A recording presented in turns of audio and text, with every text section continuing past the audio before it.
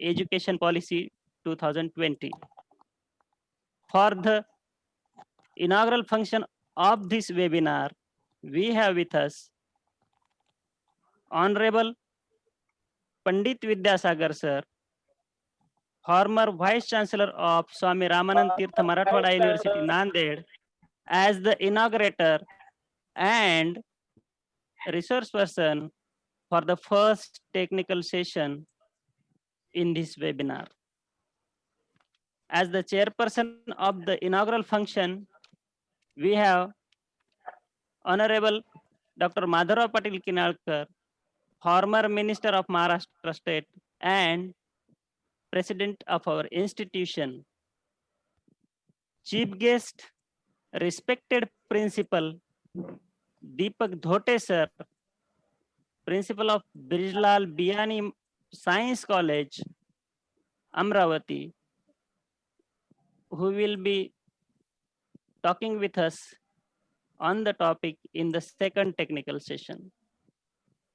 Respected principal of our college, Dr. Punjab Chauhan sir, who has also studied the policy document for a long time and also giving speeches. Sir, he's also joined with us. The convener of the webinar, Dr. A.B. Chauhan sir, IQC coordinator, co-convener, Dr. S.B. Chauhan sir, UGC coordinator, and organizing secretary, Dr. Deepak Bhusare sir, institutional coordinator of the internal quality assurance. Friends, as we know, after a rigorous process of 6 long years, finally, the government and the authorities have come with the new policy document. And since then, there are some gossips and some discussions about that. As we know, this policy document has come after almost a long gap of 52 years. We know that changes are but steps in the process of development. And as famous British Enlightenment philosopher of 17th century said, new opinions are always suspected and usually opposed without no other reason than they are not already common. Though there is no opposition to the policy documents, but still some people are afraid, some are excited to welcome it. So in this scenario, these types of discussions in the webinar, in the form of webinar and conferences will clear the picture. We have organized it in keeping in mind that purpose. Now, I would like to request convener Dr. A.B. Chauhan sir for his convener's address. Thank you very much, Prashant Taki sir. I, being a convener and IQC coordinator of this institution and convener of this national conference on new national education policy 2020, I welcome all the delegates, participants, resource persons in this national conference. Dignitaries on the dais, inaugurator, Professor Pandit Vidyasagar sir, former Vice Chancellor of Swami Ramanand Tirtha Marathwada University, Nanded, chairperson of the sessions, our patron, Honorable respected Dr. Madhavrao Patil Kinalkar sir, ex-Minister of Government of Maharashtra and President late Digambar of Bindu Smarak Samiti Bhokar, Maharashtra, Nanded. Visionary principal of our institution, Dr. Punjab Chauhan sir, my colleagues, co-convener, Dr. Satish Chauhan sir, Head Department of Mathematics and UGC Coordinator for our institution, my another colleague and institutional coordinator, NIRF coordinator, Dr. Deepak Bhusare sir, and organizing secretary of this conference, the person who hosting this function, Mr. Prashant Taki sir, is assistant professor in English, and chief guest of this was this national conference, Dr. Deepak Dhute sir, who will join us very shortly for this function, and participants from all over the India. And I think that from the Assam and all over the India, the participants were joined to understand or to aware about this national education policy. I welcome you all.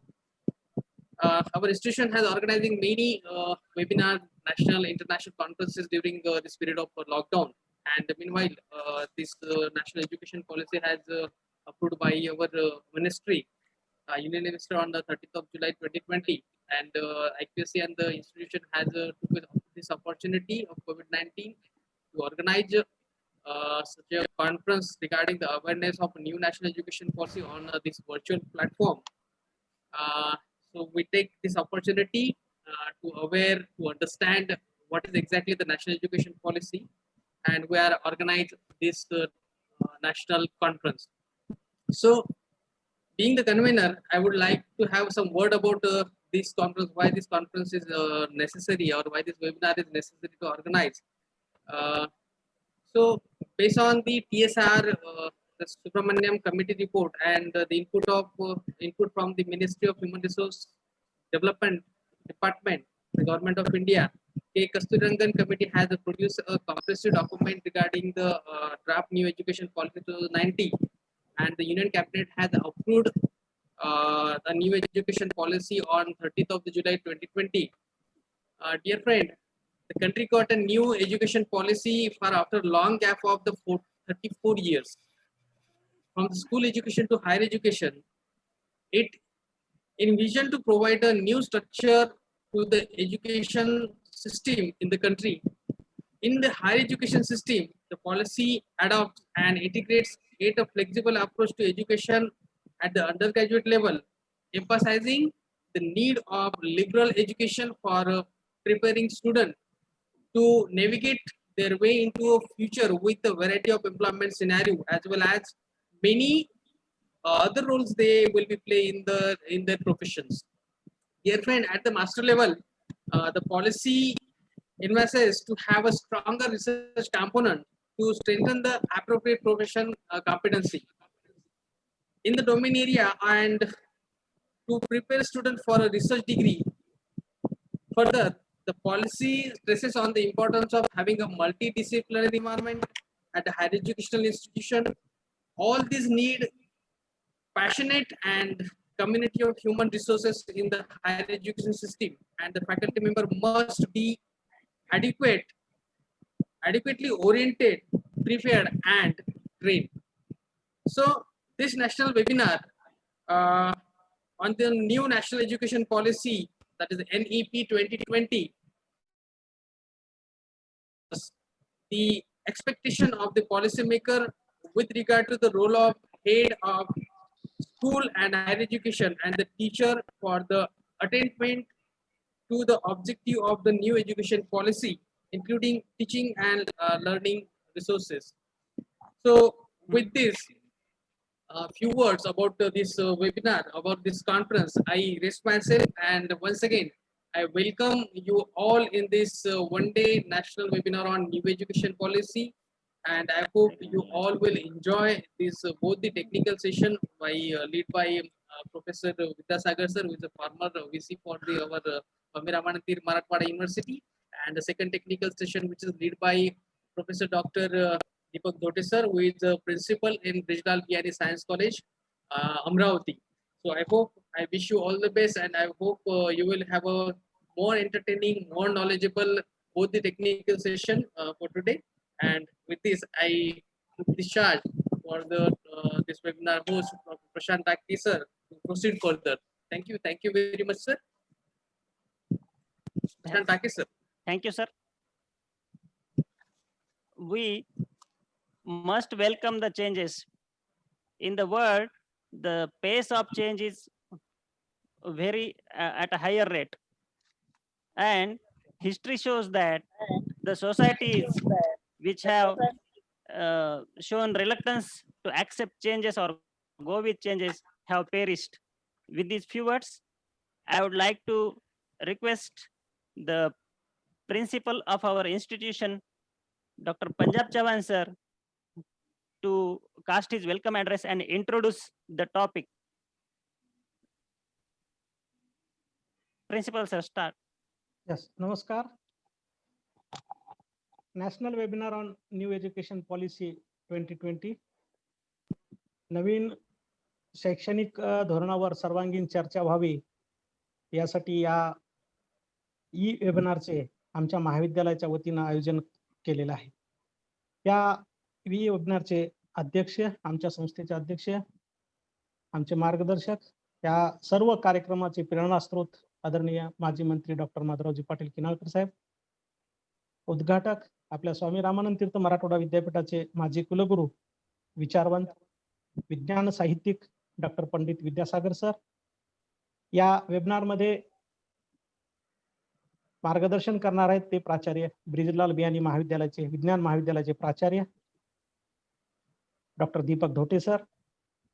या वैचारिक ई संवादाच्या निमित्तानं नेहमीच आम्हाला वेळोवेळी मार्गदर्शन करणाऱ्या आमच्या महाविद्यालयाच्या CDC चेअरमन, साहित्यिक कवी डॉक्टर वर्षारीताई किनाळकर मॅडम, आमच्या संस्थेचे सचिव मुराद साहेब मांजरमकर, या ई वेबिनारचे कन्व्हेनर IQC डिपार्टमेंटचे director doctor Arvind Chavan, doctor Satish Chavan, Prashant Take, Deepak Bhusare, या सर्व टीमचं या वेबिनारच्या निमित्तानं मी महाविद्यालयाचा प्राचार्य या नात्यानं आपल्या सर्वांचं स्वागत करतो.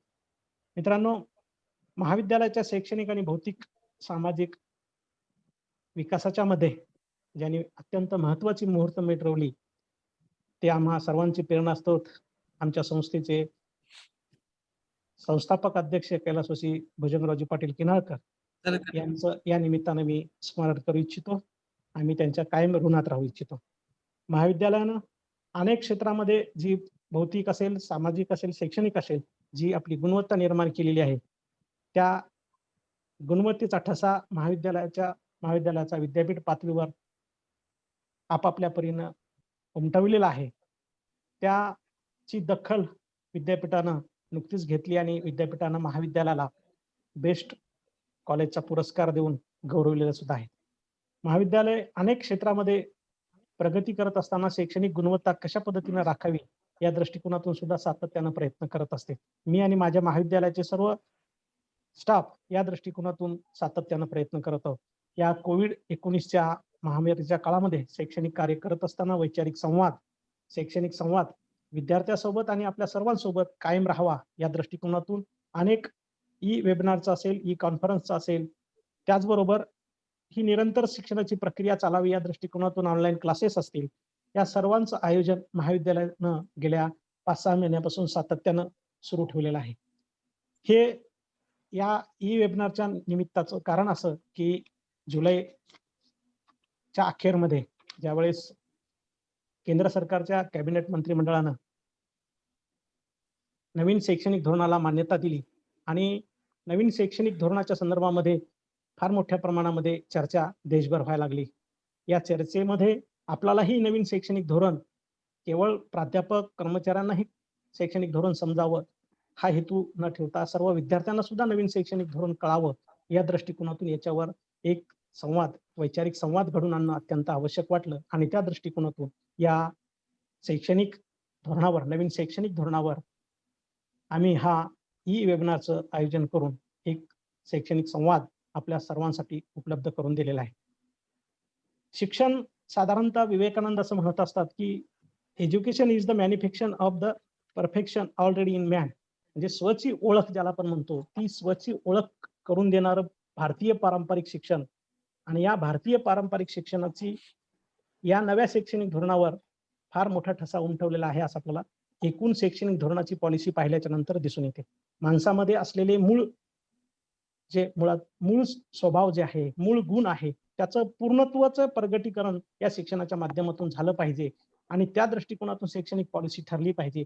हे या मुख्य सूत्राच्या आधारावर नवीन शैक्षणिक धोरण असल्याचं आपल्याला दिसून येते. म्हणून व्यक्तीला आत डोकवण्याचं ज्याला आपण म्हणतो, व्यक्ती स्वतःच्या स्वतःला ओळखायला शिकला पाहिजे. या नवीन शैक्षणिक धोरणाचं मुख्य सूत्र आहे. म्हणून ही जी प्रक्रिया आहे, या प्रक्रियेकडं, शैक्षणिक प्रक्रियेकडं या नवीन पॉलिसीमध्ये आपल्याला जास्तीत जास्त भर दिलेला आपल्याला दिसून येतो. म्हणून माणसाच्या माणूसपणाचं नैतिक प्रगतीकरण हे या नवीन शैक्षणिक व्यवस्थेचं दुसरं एक वैशिष्ट्य आपल्याला सांगता येईल. म्हणजे माणूस कशा पद्धतीनं प्रगल्भ बनेल, केवळ शिक्षण हे नोकरी मिळवणं किंवा स्वतःच्या उदरनिर्वाहापुरतं एवढं मर्यादित अर्थानं त्या शिक्षणाचा उद्देश घ्यायचा नाही. तर शिक्षण हे माणसाला परिपूर्ण कशा पद्धतीनं बनवेल आणि माणूस म्हणून जगत असताना तो स्वतःबरोबर इतरांच्या कसा प्रगतीमध्ये वाटा उचलू शकेल, या दृष्टिकोनातून त्यानं कार्य केलं पाहिजे. या हेतूनं हे नवीन शैक्षणिक धोरण आपल्याला उभं राहिलेलं आपल्याला दिसून येते. तर साधारणतः भारतीय शिक्षण पद्धतीच्या बाबतीमध्ये विचार करत असताना भारतीय राज्यघटनेच्या 4थ्या भागामध्ये सुरुवातीच्या काळामध्ये या मार्गदर्शक तत्वामध्ये, कारण भारताची स्वातंत्र्यानंतरची जी वाटचाल आहे ती वाटचाल सुरू झाली आणि सुरू झाल्याच्या नंतर सर्वांना शिक्षण देणं शक्य होणार नाही, आर्थिकदृष्ट्या परवडणार नाही, या दृष्टिकोनातून भारतीय राज्यघटनेच्या 4थ्या भागामध्ये मार्गदर्शक तत्वामध्ये शिक्षणाला स्थान मिळालं होतं. परंतु पुढे हळूहळू भारताचा विकास होत गेला आणि विकासाबरोबर भारतीय दृष्टिकोनातून विचार करत असताना भारतीय राज्यघटनेनं 2002 मध्ये मूलभूत हक्कामध्ये त्याचं रूपांतर करण्याच्या दृष्टिकोनातून हालचाली सुरू केल्या आणि पुढे 2009 मध्ये भारतीय राज्यघटनेच्या मूलभूत हक्कामध्ये 21 कलम यामध्ये याचा समावेश झाला आणि 14 वर्षापर्यंतच्या सगळ्या मुला-मुलींना शिक्षणाचा मूलभूत अधिकार म्हणून वापर करायला मिळाला आणि एक हक्क म्हणून त्याचा विचार करायला सुरुवात झाली. त्यानंतर शैक्षणिक बाबतीमध्ये विचार करत असताना भारतीय राज्यघटनेच्या 7व्या परिशिष्टामध्ये ज्या केंद्र, राज्य आणि समवर्ती सूची आहेत, त्या समवर्ती सूचीमध्ये तुम्हाला भारतीय राज्यघटनेमध्ये याचा समावेश करत असताना समवर्ती सूचीमधला जो विषय आहे, जे की केंद्र सरकार आणि राज्य सरकार या दोघांनाही शिक्षण विषयावर कायदा करण्याचा अधिकार दिला. परंतु केंद्र सरकारनं कायदा केल्याच्या नंतर राज्य सरकारला तो कायदा अंमलबजावणीत आणणं बंधनकारक ठरतं. म्हणून त्या दृष्टिकोनातून समवर्ती सूचीतला जो विषय आहे, तो समवर्ती सूचीतला विषय हा शिक्षण म्हणून घेतला गेला आहे.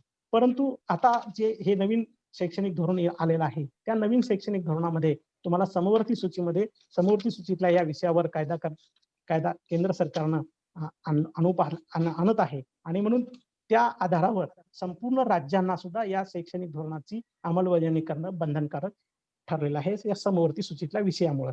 त्यामुळं शिक्षण हा विषय खऱ्या अर्थानं आपल्या सर्वांपर्यंत पोहोचवण्याच्या दृष्टिकोनातून, सर्वांना त्याच्यामध्ये सहभागी करून घेण्याच्या दृष्टिकोनातून, म्हणजे केंद्र असेल, राज्य असेल, त्यांना तसा अधिकार या नव्या कायद्यानं त्या ठिकाणी प्राप्त करून दिला जाणार आहे.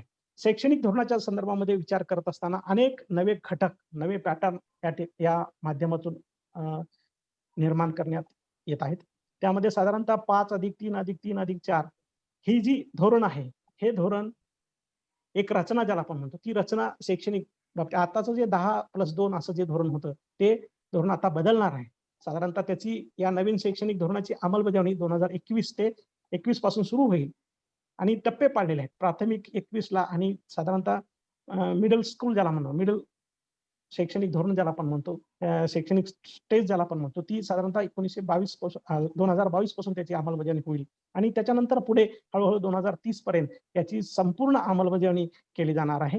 म्हणून या सगळ्या गोष्टीचा विचार करत असताना आता आपण आपलं स्थान काय आहे शैक्षणिक व्यवस्थेमध्ये, नवीन धोरणं काय निर्माण केले जाणार आहे आणि या नवीन कायद्यानं शैक्षणिक पातळीमध्ये हायर एज्युकेशनचं स्थान कशा पद्धतीचं असेल, प्राथमिक स्थान कशा पद्धतीचं असेल, त्याचबरोबर माध्यमिक शिक्षणाची कशा पद्धतीची व्यवस्था असेल, या सगळ्याचा सविस्तर विचार जो आहे, तो सविस्तर विचार आपले दोन्हीही रिसोर्स पर्सन ज्याला आपण म्हणतो, आदरणीय पंडित विद्यासागर सर असेल, प्राचार्य दीपक धोटे सर असतील, हे दोघंही मोठ्या प्रमाणामध्ये या ठिकाणी आपल्या समोर चर्चा घडवून आणतील. आपलं मार्गदर्शन त्या ठिकाणी होणारच आहे.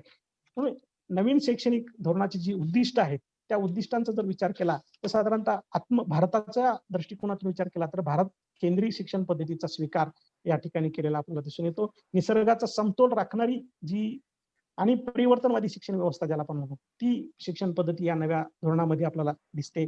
तर ही जी आहे ज्ञानावर आधारित समाज निर्माण करणं आणि ज्ञानावर आधारित समाज निर्माण करत असताना विशेषतः चॉईस बेस ज्याला आपण म्हणतो, विद्यार्थ्यांना स्वतःच्या इच्छेनुसार, स्वतःच्या गुणानुसार, स्वतःच्या स्वमधील पात्रतेनुसार नवीन शैक्षणिक धोरणामध्ये विषय निवडण्याचं स्वातंत्र्य त्या ठिकाणी दिलेलं आहे. ज्याला आपण आंतरविद्याशाखीय म्हणतो. म्हणजे विज्ञानाचा विद्यार्थी, आर्ट्सचा विद्यार्थी सुद्धा त्या ठिकाणी आर्ट्सचा विषय सुद्धा त्या ठिकाणी घेऊ शकतो. म्हणजे ही आंतरविद्याशाखीय पद्धतीचा अवलंब त्या ठिकाणी नव्या शिक्षण व्यवस्थेमध्ये केलेला आहे. म्हणून व्यक्तीमधल्या प्रत्येक गुणांचा, कलाचा विचार या शिक्षण व्यवस्थेमध्ये केलेला आहे. विद्यार्थी केंद्रित शिक्षण ज्याला आपण म्हणतो, ती विद्यार्थी केंद्रित शिक्षण निर्माण करण्याचा प्रयत्न या ठिकाणी केला जाणार आहे. भविष्यामध्ये 10वी आणि 12वी बोर्ड राहणार नाहीत. त्यामुळं नवीन व्यवस्था ज्याला आपण म्हणतो, 3रीला, 5वीला, 8वीला आणि 12वीला ह्या 4च परीक्षा पहिल्या 12 मध्ये होणार आहेत. आणि दुसरी सगळ्यात महत्त्वाची गोष्ट म्हणजे मूलभूत अधिकारामध्ये याचा समावेश होणार असल्यामुळं 12वी पर्यंतचं शिक्षण म्हणजे वयाच्या 18 वर्षापर्यंतचं शिक्षण हे सगळ्यांना मोफत मिळणार आहे आणि ते शासनाचं कर्तव्य राहणार आहे. त्या दृष्टिकोनातून याचा विचार केला तर नक्कीच आपल्याला या सगळ्यांना या नव्या शैक्षणिक धोरणाचा फार मोठा फायदा त्या ठिकाणी होणार आहे. म्हणून अनेक तरतुदी या शैक्षणिक धोरणामध्ये शासनाने केलेल्या आपल्याला पाहायला मिळतात. परंतु या धोरणाची अंमलबजावणी जी आहे, ती अंमलबजावणी कशा पद्धतीने होते, हे एक अत्यंत महत्त्वाचं आहे.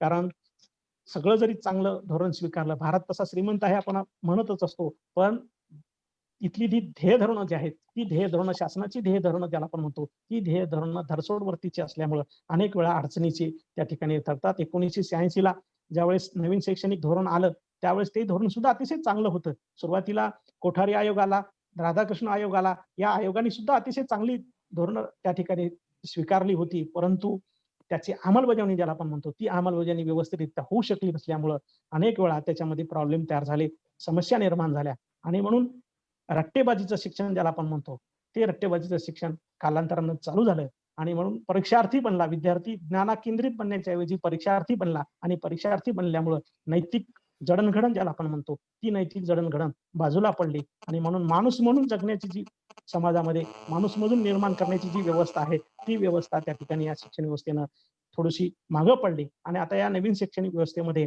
थोडंसं प्राचीन भारतीय व्यवस्थेला त्या ठिकाणी दिलेलं आहे.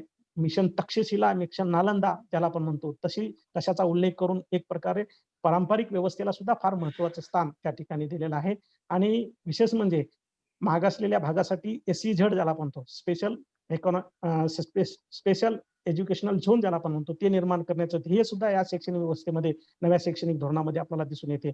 आणि सगळ्यात महत्त्वाचं म्हणजे जसं सायन्स आणि टेक्नॉलॉजीला पंडित नेहरूंनी महत्त्वाचं स्थान दिलं होतं आणि स्वतः नेहरू त्याचे अध्यक्ष राहायचे. त्या धोरण निर्मितीच्या बाबतीमध्ये असेल किंवा पंतप्रधानाच्या थेट नियंत्रणाखाली सायन्स आणि टेक्नॉलॉजी विभाग राहायचा.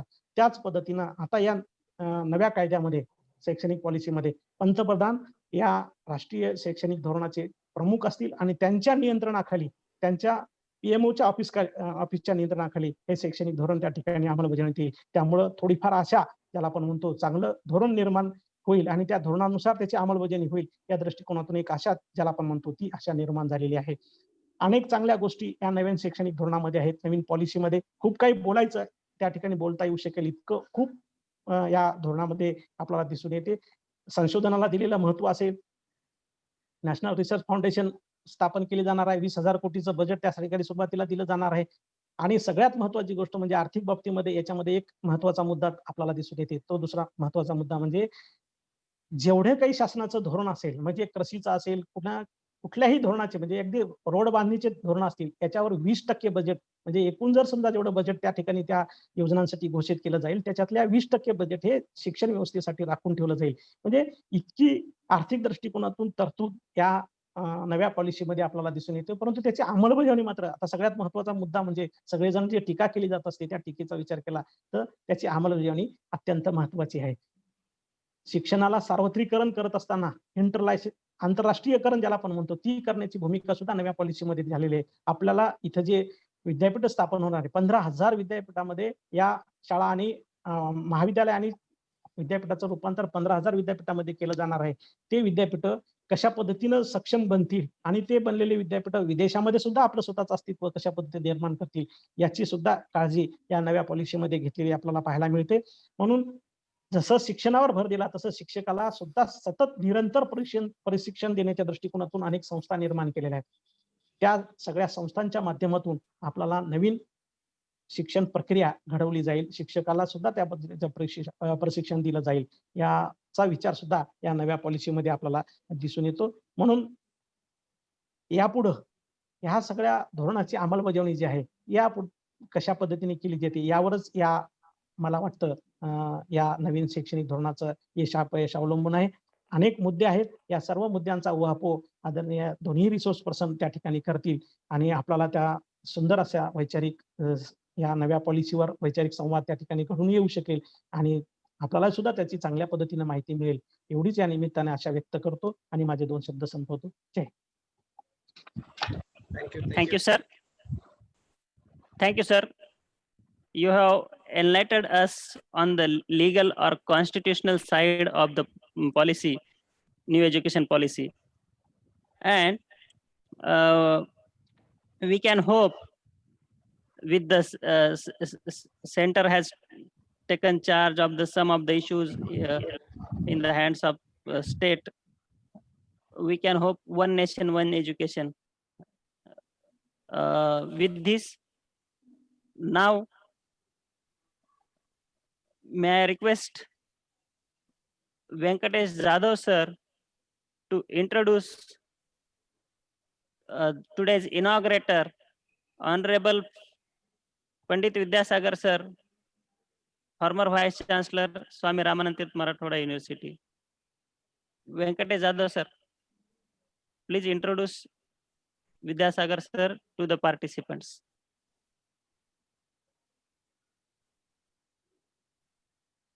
All of you, and thank you, sir, and organizer for giving me this opportunity.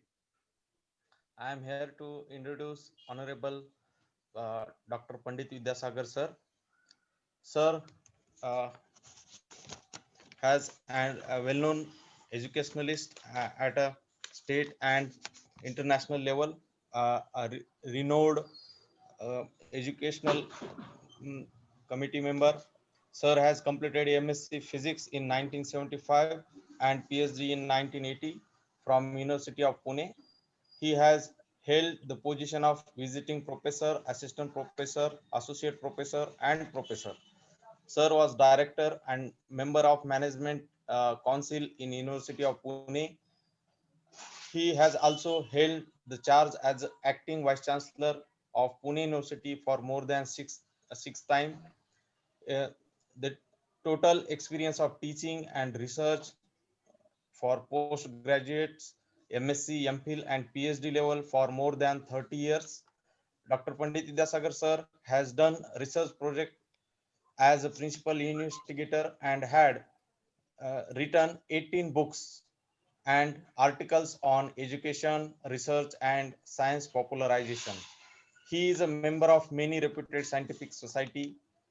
There are more than 70 papers published by him in very reputed journals, and he has been awarded with G.R. Paranjape National Award, National Education Leadership Award, then Shikshan Mercy Dr. Punjab Rao Deshmukh Memorial Award. So, for his appreciated work in field of education and research.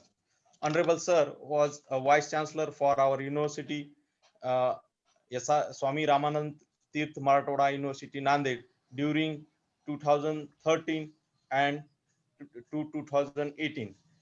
His guidance and efforts brings NAC A grade accreditation to our university and a first university to introduce CBCS or credit-based syllabus pattern in academics, online examination pattern, etc. are the milestones achieved by our university during his tenure.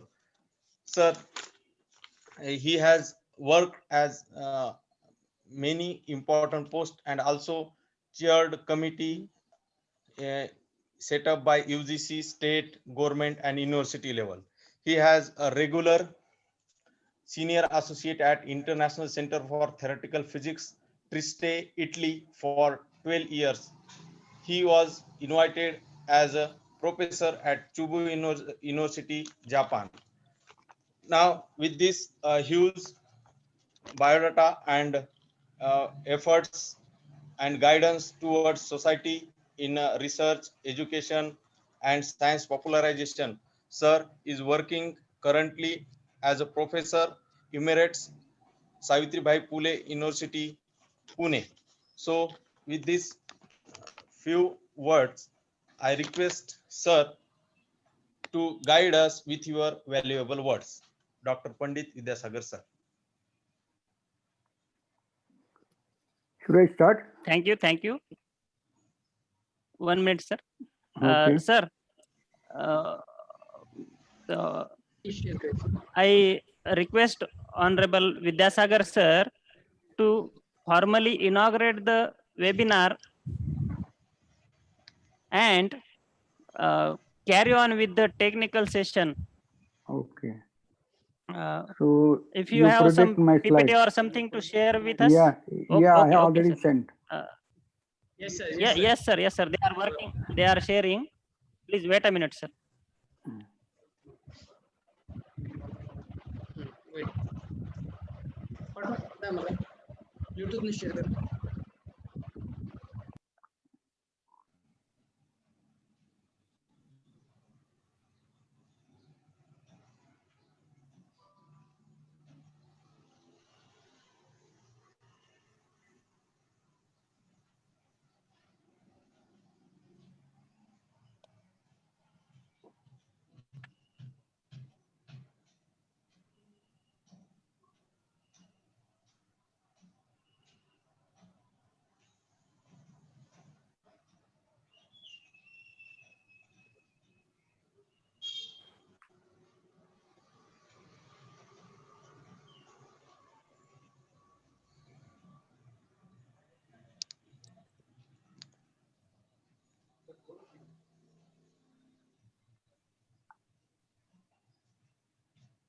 No, no, you are not audible.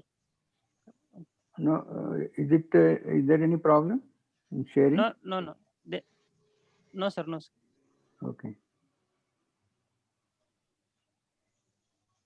What? So just you proceed with your inaugural talk. Meanwhile, we will within a minute we will share your PPT. Okay. Yes, yes. Namaskar. President of today's function, Dr. Arvind Chauhan. Dr. Kinalkar, Principal of the college, Dr. Punjab Chavan, Convener of this webinar, Dr. Arvind Chavan, Secretary, Dr. Busare, Venkatesh Jadhav, all other teachers, participants, friends. Let me declare that this webinar is inaugurated. I congratulate the college and principal especially and his team for organizing a webinar, that is national webinar, on this very important topic.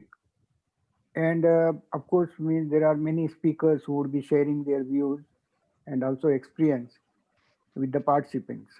And I'm also glad to know that there are participants from outside Maharashtra, and that is why our main discussion will be English. But if somebody has any questions or needs clarification in Marathi, I'll be happy to give that also. Now I'll be sharing my slides with you. This is a very vast topic and it will take a lot of time, but as given time, we have to complete this discourse. So many times we will just touch the points, means we may not be able to discuss them in detail. So in the beginning, we'll see that national education policy. The question is, why do we need such policy? That is the first question. And these policies are required because education is a dynamic process. It changes all the time. It has to change because the challenges before the society keep on changing. And those challenges will bring in new requirements.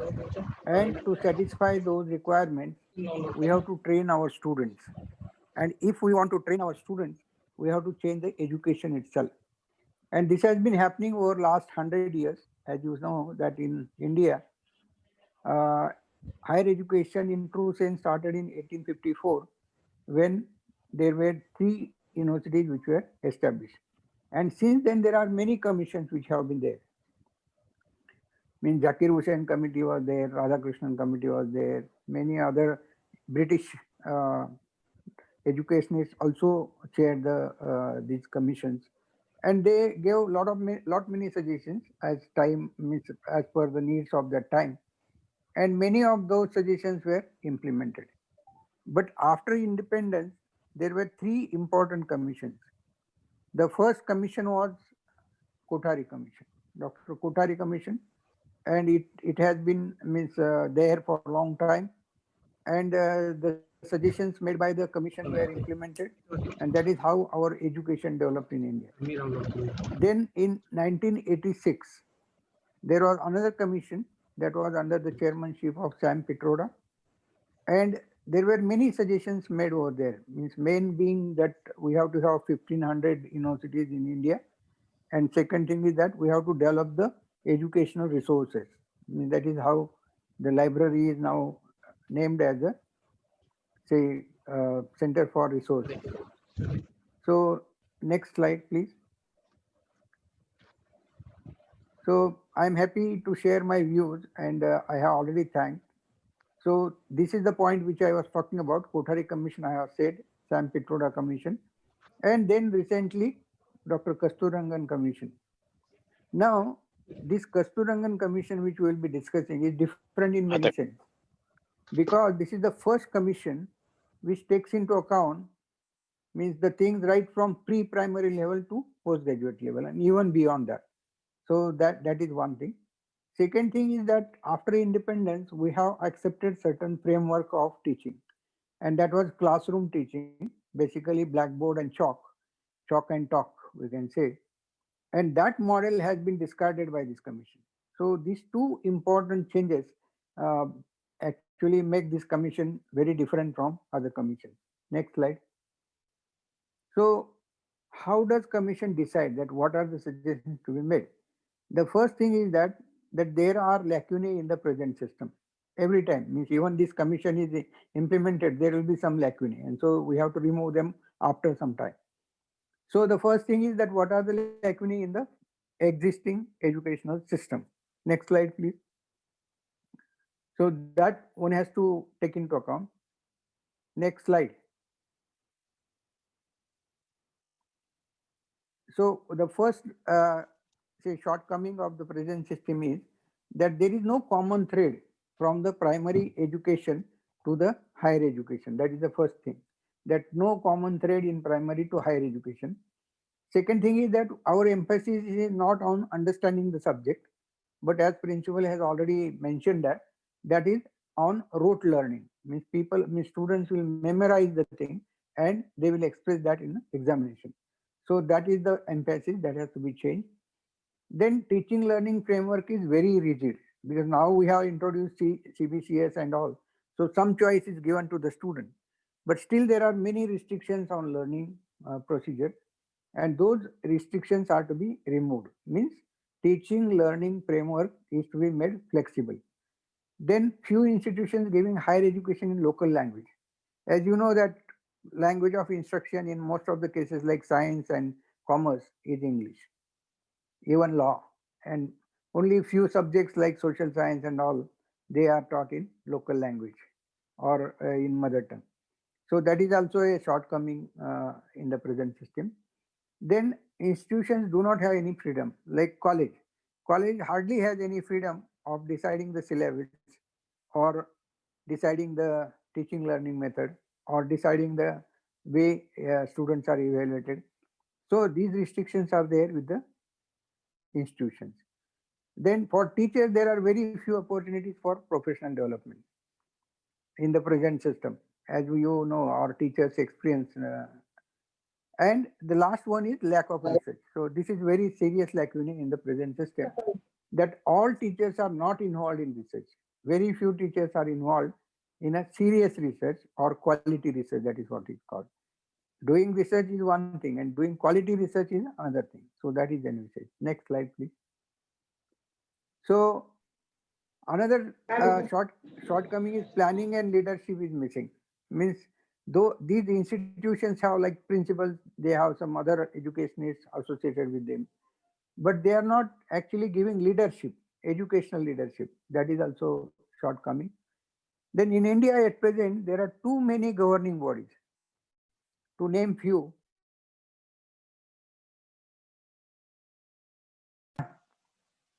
along with UGC, we have CSR, we have ICMR, we have NCT, we have AICT, and so many bodies are there.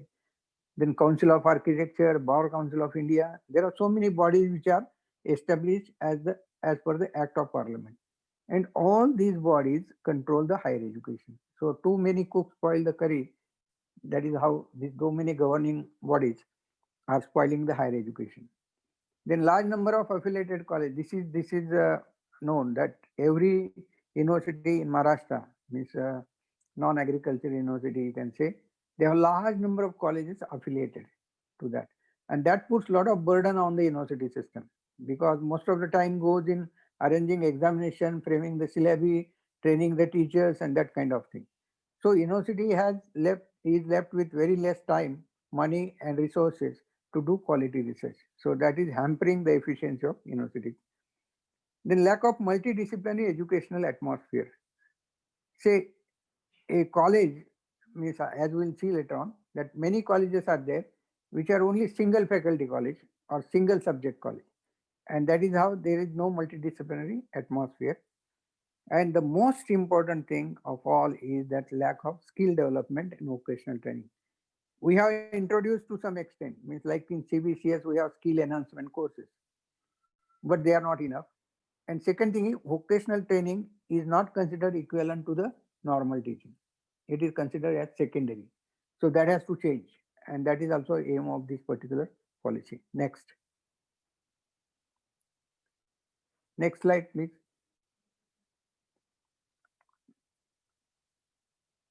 Now, what are the effects of this?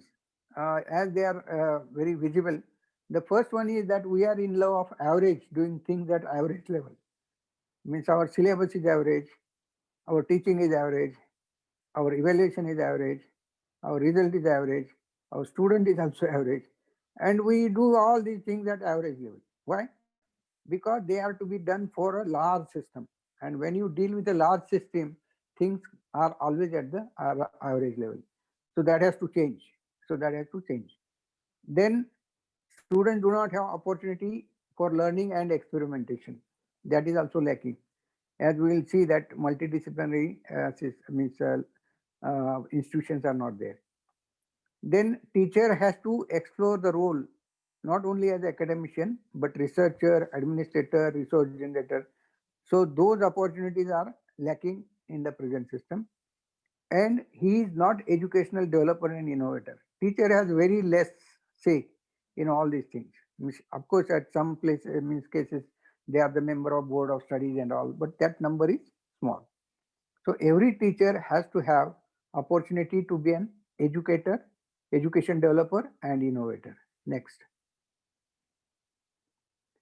So with these, what are the objectives, larger objectives? These are the lacunae which we have seen that those are to be removed. But what are the needs of the society? So what we want to go towards developing just and equitable society. We have made many efforts after independence, but still there is a vast difference, or there are layers in society.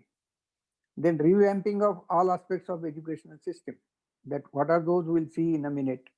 Then teaching and learning method has to change. As I said that it encourages rote learning, so it has to change. Then regulation and governance has to change. Vocational bias and skill development has to come. Then research has to be introduced, and use of technology is very important aspect of all these things. Next. So these are the objectives of this particular education policy. Next. Now, another objective is that creating new system aligned with aspirational growth in 21st century. 21st century is a very dynamic century. Many changes are taking place. So we have to cope up with those changes, and this education should provide a platform for that. Then holistic development of the student is very essential part. We actually teach him only one subject, and he is actually ignorant about many other aspects which he has to acquire to develop as a human being.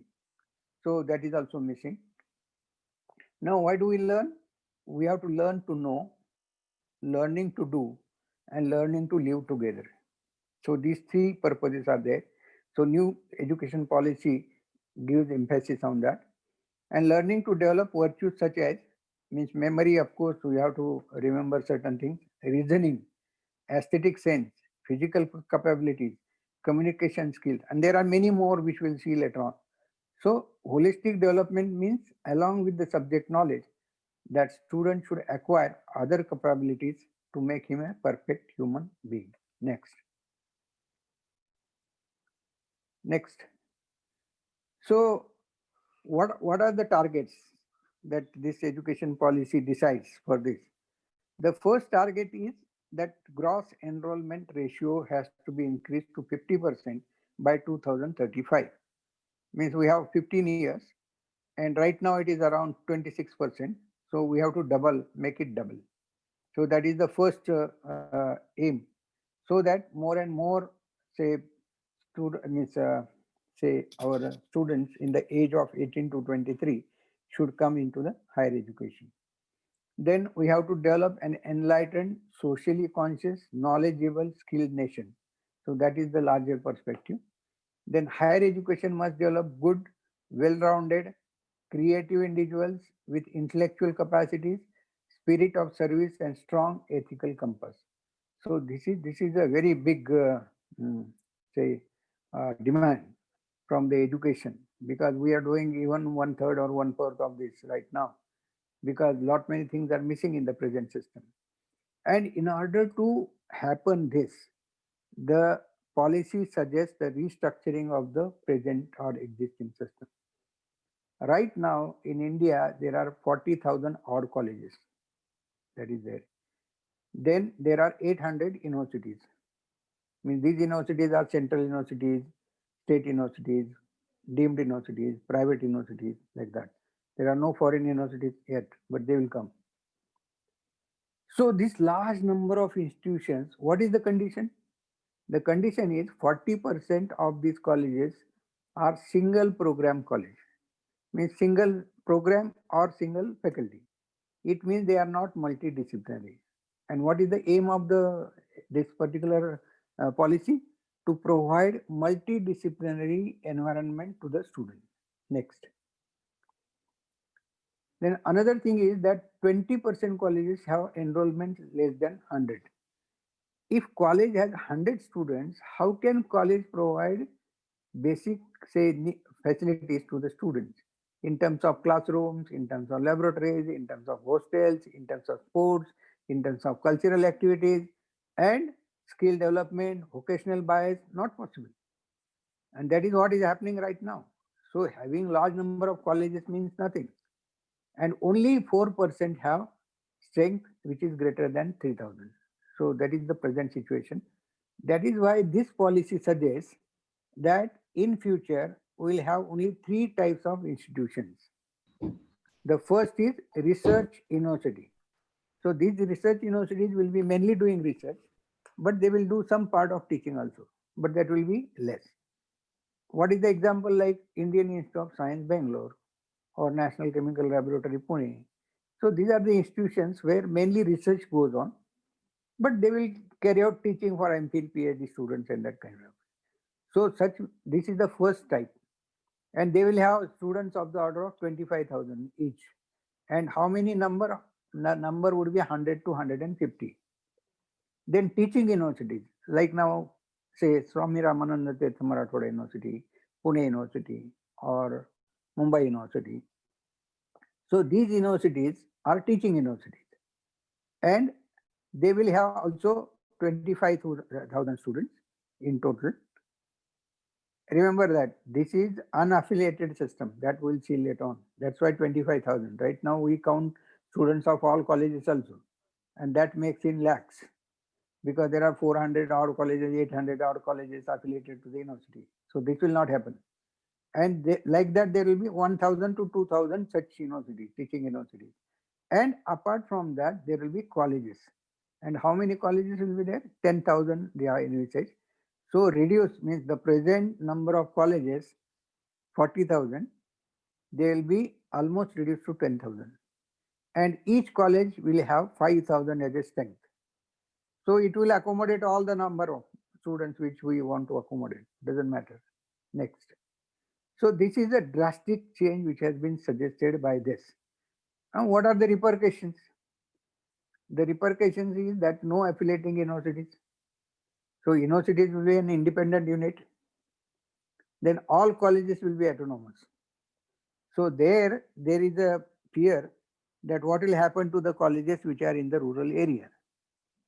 Now, in the policy, it is said that in 15, they will be given 15 years to convert them into multidisciplinary colleges, plus get accredited. And if they stand all these criteria, they will be continued, otherwise they will be phased out. So it raises many questions. What will happen to the colleges which are in the rural areas? If number of colleges will reduce, then what will happen to the students? Would they have access to the education, higher education? Now, these things are to be taken care of. Of course, there are many suggestions made in this particular policy that every district will have one public university or institution, and they will cater for the needs of that particular region. Or if the area is tribal area, or it is a rural, or it is backward area, then special provisions will be made by the government to have the institutions which will cater for the needs of the students and those kind of things. But these will be the problems which will be coming up. And the question is, how would it be implemented? What would be the criteria? Will it be a district wise, means a district as a unit, that a particular district has these number of students will be coming? So how many institutions will be required? Out of that, whatever existing institutions are, how many will continue? How many new institutions have to be there? How many universities would come there? Like that. So that is a big kind of a thing, but that is a part of implementation. So we are discussing only about the suggestions. Now, you know that present position autonomy is a very difficult thing for the colleges which are in the rural area, because they have no what you can call as capacity to survive as an autonomous body, because they will have financial autonomy, administrative autonomy, and then educational autonomy, everything will be there. But they will get less funding from the university. They will have to sustain on their own. And that is a big problem. Another thing which is suggested in this, that the kind of education which we will be giving will be liberal education. A liberal means what? Along with the main subject, as we have seen, that will lead to the holistic development. Philosophy, religion, language, social science, all these subjects will also be taught to the student. So he will not have a one-sided view of the life. Means right now, a science student hardly knows about sociology or languages or philosophy. They are not taught. And that was done in Nalanda and Takshashila. And that pattern we have to introduce. So that is the another change which has been suggested in this particular policy. Next. Now, of course, for this you need CBCS pattern. We already started in Swami Ramanand Tirth Marathwada University. So a lot of choices will be given to the students to choose the subjects. So student will decide what he or she wants to be. Not they'll be imposed on. Means right now we decide, because we have a specific pattern that is called straight jacket pattern. So student has to fit into that himself. If he doesn't fit, he is out of the system. That should not happen. He or she will have the freedom to choose the subjects so that they will make their own career. So career choice is there, and that is envisaged over there. And for that, you will need CBCS like systems, which would be in an expanded form. Means CBCS gives some freedom, but that is also restricted. So we have to go beyond that, and that is what is suggested in this particular this thing. Then we have electives, we have generic electives, we have discipline-specific electives, and a student from physics can opt for economics or drama or music, or a literature student can offer a subject in science. All these kind of freedoms are envisaged in this. Then we'll have a facility to transfer credit or do a subject or a semester abroad, then bring those credits, then integrate those credits in our present system. That we have done. is already done in Swami Ramanand Tirtha Marathwada University. A student from physics did one semester in Italy, and we integrated those credits in our systems and offer her degree. So these things are being done, but they are at an individual level. So this will be a common pattern for all students, and whoever wants to do it will be able to avail that facility. Then mobility of the students will be ensured. So right now there are many restrictions. If student wants to change from one university to another university, he has to undergo equivalent process, and that takes long time. So it is a very tedious kind of a job. So that will be removed because all credits and kind of things will be similar. Next. Now another change which is a better more means you can see that the change is suggested that right now a student, if he completes 1 year, doesn't get anything, he will get a certificate, he or she. Then if 2 years are completed, diploma will be given. 3 years completed, degree will be given. And if the student does 1 more year of learning, that is research, then he will get research degree. And with this research degree, he can directly go for the research or complete postgraduate in 1 year. So that is the provision which is given over there. And of course, means as I have said that social science with science, maths and technology will be taught. So there will be revamping of all these patterns which are right now over there. And especially social science, languages, commerce, they will have lot many choices as compared to the present time. Next. Now, holistic education, what does it mean? So again, we'll have that point. So as I have said that intellectual, social, physical, emotional, moral and aesthetic development. So that is one thing. Then every institution will have all these facilities because they will have facilities for language, music, literature, philosophy, Indology, statistics, theoretical and applied sciences, sports and translation. Now you can compare the facilities which are there right now in our institution. So you'll have to develop to that level. Then every institution should be multidisciplinary, including IIM, IIT. Now, right now, IIM caters only for management. That will not be done. That is not acceptable. They will have to convert themselves into a multidisciplinary institution, or same thing will be true for IITs. So IITs will have courses on language, music, sports, all kinds of things. Right now, they are concentrating only on engineering. And engineering and medical college also will have to develop in that sense. So they will also have to have facilities for all kinds of things. Anyway, they do it. Students who are interested in cultural activities, they do it, but they do it informally. Now that will be a formal kind of a thing. So all those facilities will be provided. And those who will not comply with this will be phased out in a span of 15 years. So this is the challenge before the existing institutions to develop themselves in such a way that they satisfy these criteria, stand in competition and continue further. So that is what is suggested. Next. So students should be provided optimal learning environment and support that is essential in terms of classrooms, laboratories, educational technology, sport, hostels, and teaching will be online plus classroom teaching. That model will have to evolve. So that has been also told. We'll discuss this later on. Problem of it, but then institutions may face some problems. What is the problem? The challenge before the institution will be to attract students to the campus. If students can learn sitting at home, why should they come to the institution? And for that, institutions will have to develop facilities for work experience and skill development. So that is a big challenge before the institutions. So unless this is done, students will not be attracted towards the campus, or they will join the institutions where they will get these kind of facilities. Now there is a challenge before teacher also, because teacher role of a teacher will be different. It will not be giving only giving the information, but teacher will have to be as a facilitator. So he will have to say help student to understand subject at a deeper level, at depth, answer the questions, queries of the students instead of giving only information. So information giving is not a job of a teacher, but he has to be a facilitator. Next. Next.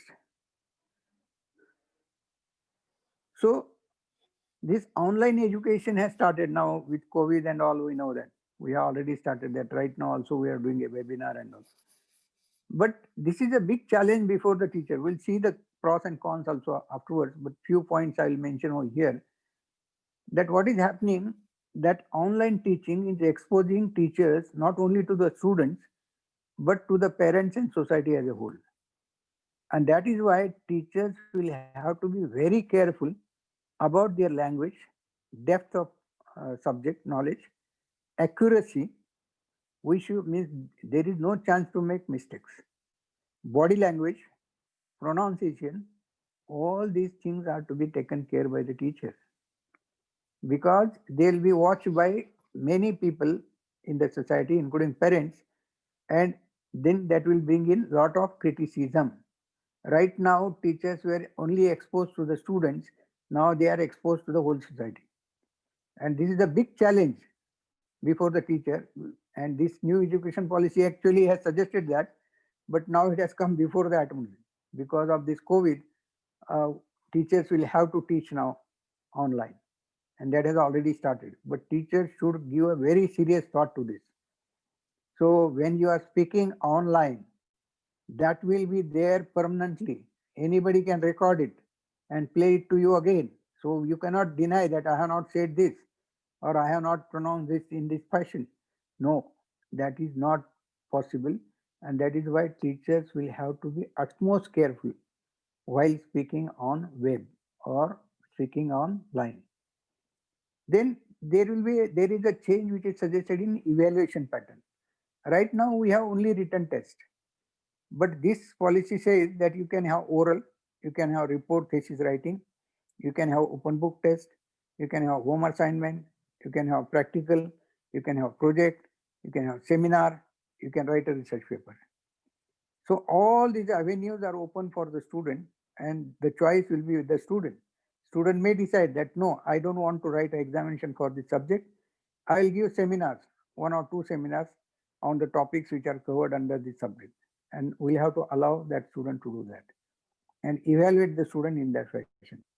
So many changes which have been suggested in this new policy, and one of the changes regarding the evaluation pattern. Next. Now, where we want to go? What does this policy say? The policy says that we have to go towards internationalization of higher education. Means our education should be up to the standard at the international level, so that we will be able to attract students from other countries, and not only from developing countries, but developed countries. And what is the advantage to our students? That our students will be globally compatible. Means our education should be such that our students will be globally compatible.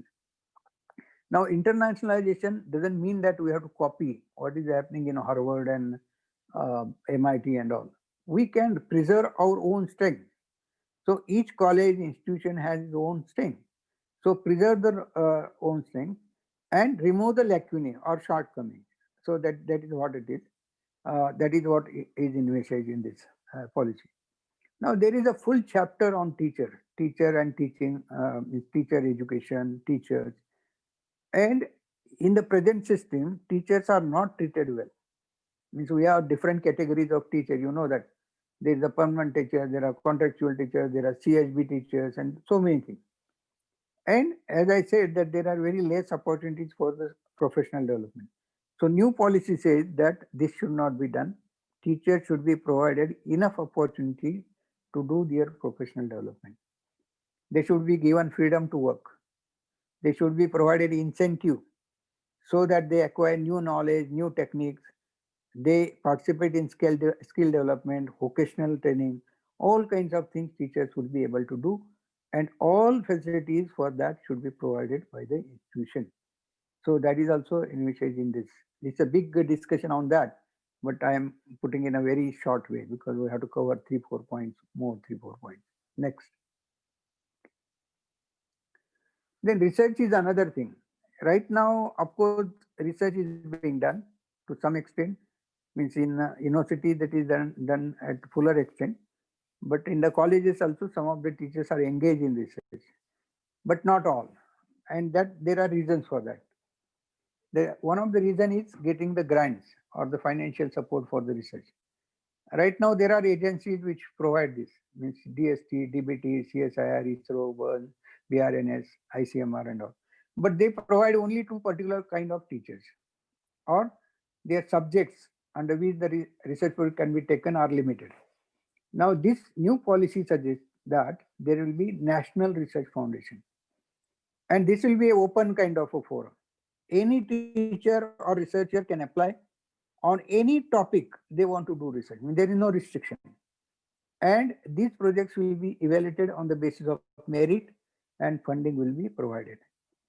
And this funding will be, means government should provide funding to this foundation, which is suggested to the order of 76,000 crores.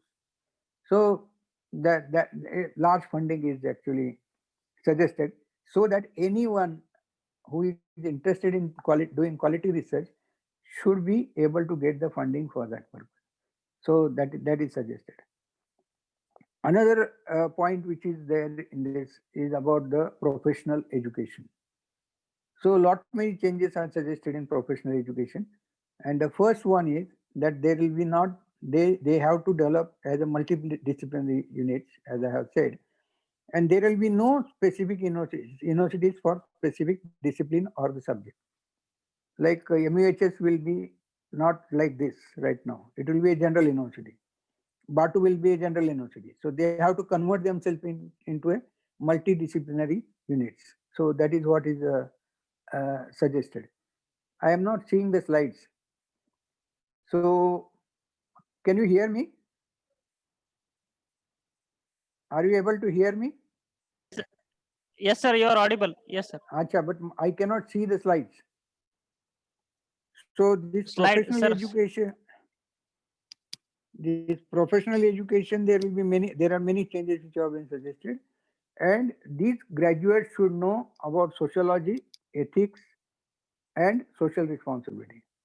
So that is envisaged.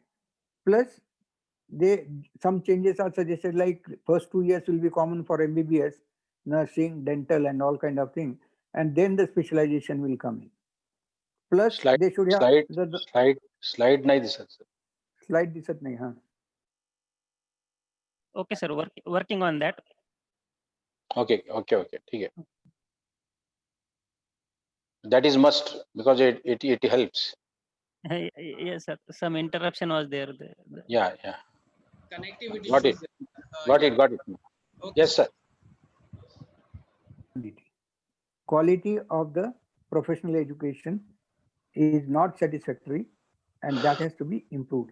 And professional education includes medical, agriculture, law, engineering, all kinds of MBA, and those kind of things are there. So many suggestions have been made in this respect also. So that will also bring in drastic change in professional education. Next. Next. Yes, sir. Yes, I'm trying, sir. Okay. Yes, sir.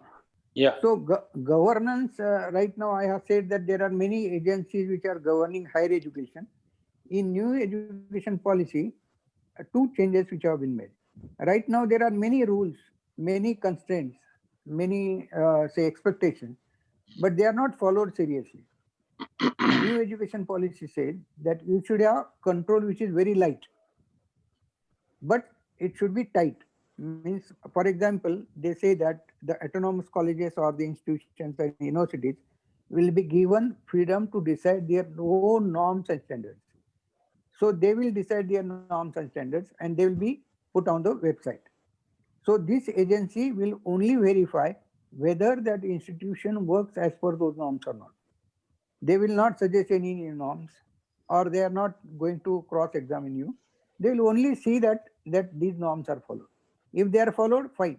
If they are not followed, then a severe action will be taken. So that is light but tight. So that is what is suggested. Second thing is that one agency, one task. That is the rule. Means like UGC has many roles right now. UGC provides you funding. UGC provides you norms and standards. UGC provides you guidance about curriculum. So no, it will not be like that. UGC will have only one task given, whatever task they choose. Similarly, other agencies, and they will be all independent.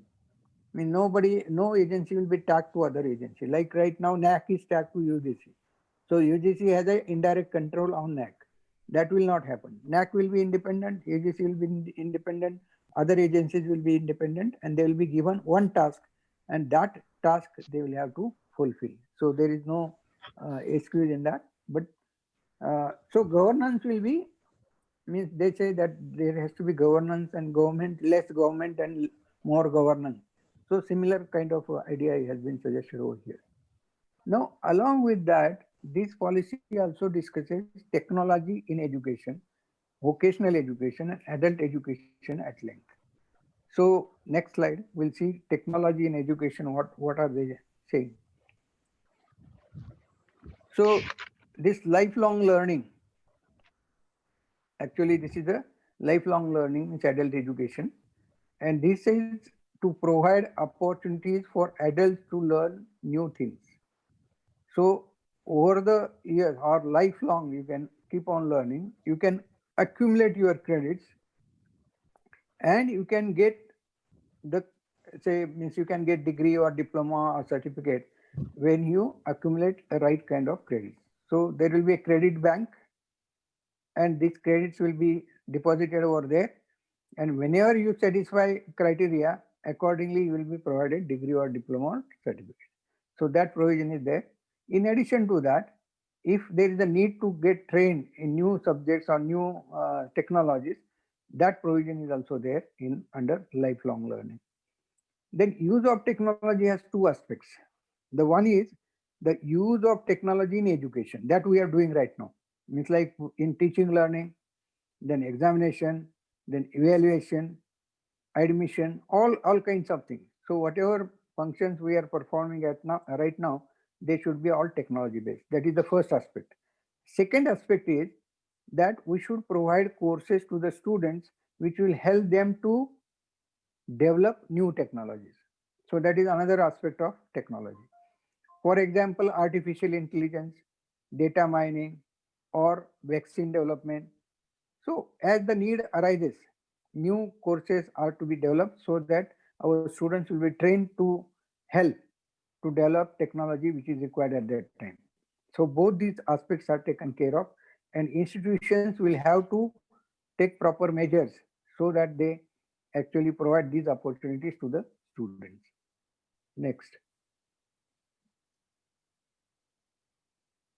Next. So in short, whatever we have discussed, these are the main points that teaching learning method has to change.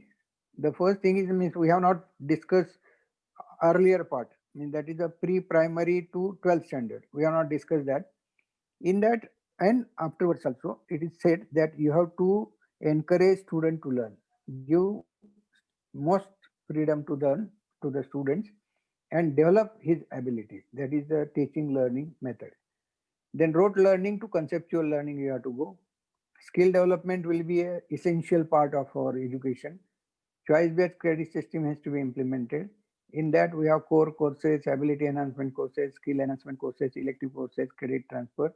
And best thing, means most important thing is that in all this education, student participation is very important. So we have to encourage student to participate in the learning process. Right now, student is a passive partner. He only absorbs whatever is given by the teacher. No, that should not happen.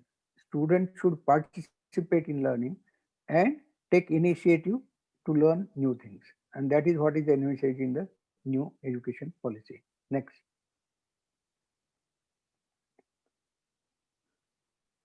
Next.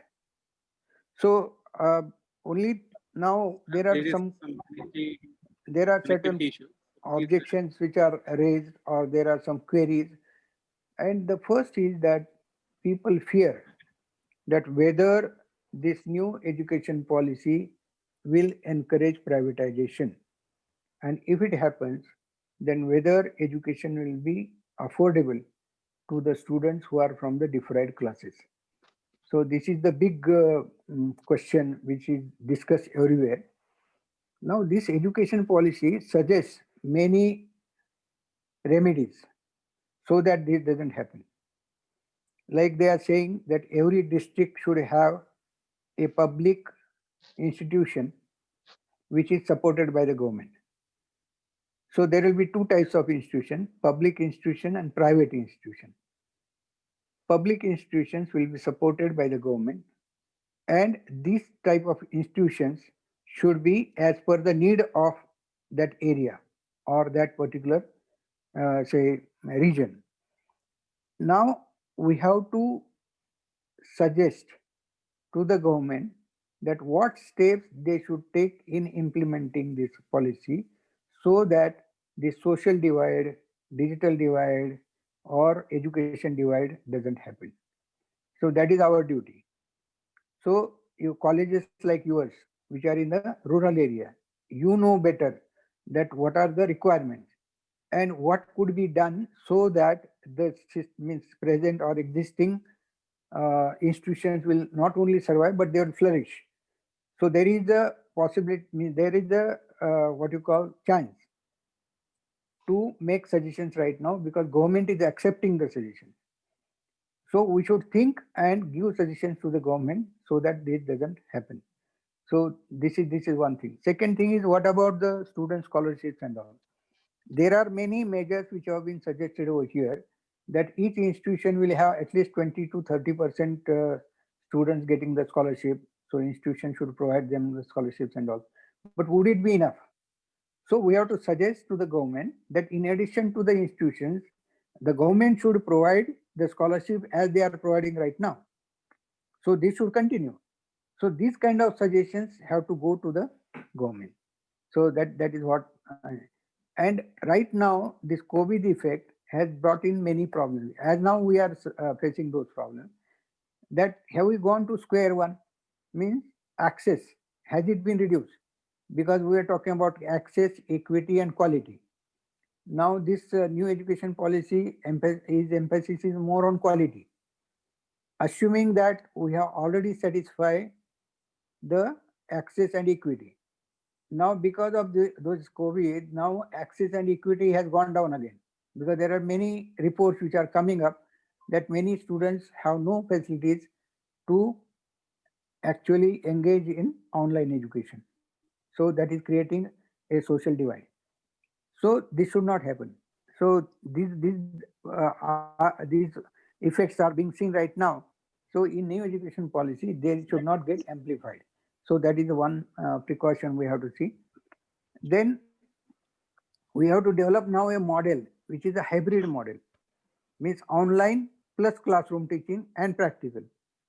So in that case, a lot of flexibility has to be given to the student. Right now, we expect students to come to college for all 15 weeks. That may not be necessary. If you are doing online teaching, say 25 to 30%, then only student can come for 4, 5, 6 weeks only to the college. And during that period, classroom teaching, practicals, and work experience should be completed. So there are many models which we'll have to think about. So this new education policy provides, these kind of challenges before the institutions. So in that respect, we'll see that what are the advantages and disadvantages of online teaching. Next, just as a because that will be part of new education policy teaching learning system. Next. So what are the advantages of online teaching? That students can avail best teachers in the world. They need not listen to your lecture. They have a better teacher because they can listen to a lecture which is recorded already. Then distance is not a problem. From anywhere you can learn. Then in online teaching, you can use diagrams, data, graphs, simulation, 3-dimension picture, all those things are means you can use. Then material available for students after lecture also, means that is the best advantage. Right now, if student misses a lecture, then he has no chance, he or she. But here they can again revisit to this site and listen to the lecture, and that will encourage the participative learning, because student will have to take initiative to listen to the lecture, find out the lecture, and those kind of things. So participative learning will be enhanced. Next, these are the advantages. Next, what are the disadvantages of that? That there is no eye-to-eye contact with the students. So you don't know whether students are really learning, grasping or not. Second thing, there is no response from the students coming. So teacher doesn't know that what should be the pace of teaching, slow, fast, repetition. That is also that those clues are not there. Then there is no bonding, because I'm not seeing anyone. So there is no bonding. Personal bonding has to be there, because personality development needs that. And that is the biggest disadvantage of online teaching. Second means for teachers, it is a challenge, because he has to be very specific, very meticulous, very accurate, and with knowledge, all kinds of things he has to give the lecture, because that will be evaluated by many people. So that is a challenge to the teacher. But there are advantages, means opportunities also, and challenges. Opportunities for a teacher like in Boker, if he's a good teacher, really good teacher, he can make himself presented all over the world. So there is no means it will not matter where do you teach, whether you teach in Boker or in Nanded or Pune, or doesn't matter. If you are good, you can expose yourself anywhere in the world. So that is the biggest advantage of this system. And of course, the challenge is to how to make use of this, means how to combine this with our classroom teaching, our practicals, our say work experience, plus personality development of the student. So that will be a big challenge before us, or before all the institutions in future, because teaching learning environment will not be same. The demands of the students will not be same. Expectations from the teachers will not be same. The challenges will not be same. Opportunities also will be different. And all this in toto will make our education of best quality, or equivalent to the international education, provided this plan is implemented properly. So this plan needs an implementation policy which is very robust, because in this policy we are dismantling our earlier system, and if we are not able to actually rebuild our new system in a proper way, there will be a chaos. And that is the biggest danger before us. But I hope that with the help of all educationists, all teachers, principals, management members, and then our representatives and all, they will think about it very seriously, and will rebuild our education system in such a way that we'll be able to provide quality education to our students, which will make them employable, and which will help them to make career and develop our nation as per our expectation. So with this, I stop here. And if you have any questions, you can ask, I'll respond.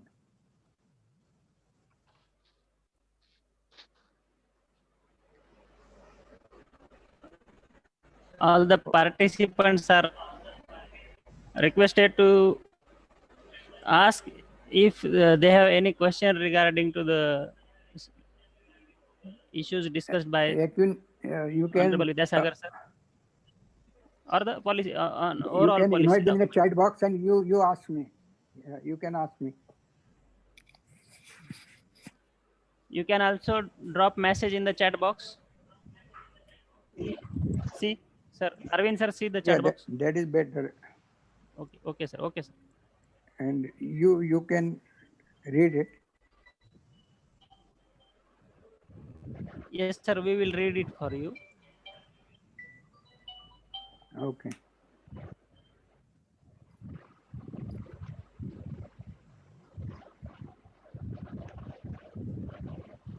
Sir कोणाचा phone होता? Sir, we don't have any question in chat box.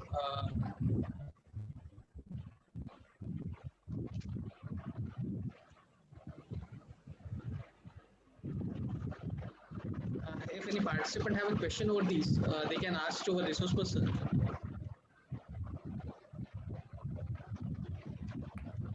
If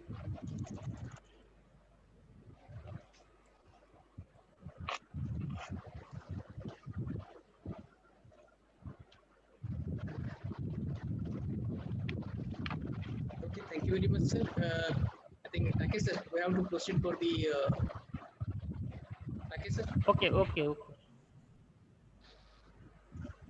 okay, sir. I think there are no questions. Okay.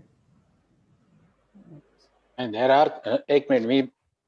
Sir, Hello. Sir, our president have a question. Yes, sir.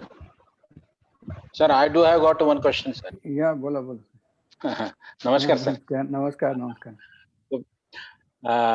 मी अत्यंत सुंदर अशा प्रकारचं आपण या शैक्षणिक धोरणाच्या संदर्भातलं एक आपली चौकट जी आपण आमच्या समोर मांडली. तर पहिले तर हे जुलै महिन्यामध्येच हे नवीन शैक्षणिक धोरण केंद्र सरकारनं आपल्या समोर ठेवलं. पण I am afraid that probably nobody might have had gone to in that detail as you have already gone in and tried to make us understand what exactly it is. आणि मला एक प्रश्न तुमचं सगळं ऐकल्याच्या नंतर एक निश्चित पडलं की त्यांनी बऱ्यापैकी एक इन डेप्थ स्टडी करून एक प्रकारचं सध्याच्या घडीला ज्या काही अडचणी आहेत तर आपल्याला गेल्या अनेक वर्षामध्ये संभवतः त्या ठिकाणी दिसत आहेत आणि त्याचं निराकरण करत आपण एक वैश्विक स्तरावरती आपण कसं त्या ठिकाणी एज्युकेशनच्या संदर्भामध्ये जाऊ आणि तशा प्रकारचं जनमानस आणि अशा प्रकारचा भारतीय माणूस तयार करण्याच्या दृष्टिकोनातून प्रयत्न केलेला दिसतोय. And as you rightly said at the end of your speech, that there is a big problem is that there is if it's not been implemented properly, then we would be losing the previous whatsoever we were delivering in the educational system. And yet we are not been able to implement it properly, then chaos would be there. That is the danger, of course. पण मागे जसं अनेक आयोग आले आणि त्यांनी आपापल्या पद्धतीने सजेशन दिले आणि इम्प्लिमेंट केलं. आज प्राचार्य सरांनी सांगत असताना सांगितलं की मागे अशाच प्रकारे दिले पण त्याचं इम्प्लिमेंटेशन बरोबर झालं नाही. हा आपला पूर्वी इतिहास आहे. जर आताच्या एज्युकेशन सिस्टम जे काही चालू आहे त्याच्यामध्ये जर फेल्युअरच्या साठी म्हणून जर आपण आधीच्या धोरणांना इम्प्लिमेंटेशन बरोबर झालं नाही असं समजत असू तर आता कुठल्या अपेक्षेने आपण असं समजायचं की हे धोरण चांगलं जरी असलं तर ते इम्प्लिमेंट होईल याच्या संदर्भातली खात्री कशाच्या आधारावर बाळगायची. Unless and until that commitment is from all the government, central government as well as the state government, and our experience of last 60 years or 70 years of the democracy and the respective governments which have come into power, and we also are the stakeholders of those all those things, but we don't put our total heart into the implementing into that at our respective levels. तर मग अशा वेळेस हा नवीन बदल आपण स्वीकारण्यासाठी आपण तरीच त्या ठिकाणी सक्षम आहोत का? आणि जर नसू तर हा इम्प्लिमेंट करण्याचा धोका आपण त्या ठिकाणी घेऊ शकणार आहोत, स्वीकारावा का? नाही म्हणजे आपल्याला थोडा असं विचार करायला पाहिजे की सध्या आपल्याला तसा पर्याय नाही जर आपल्याला बदलायचं असेल तर.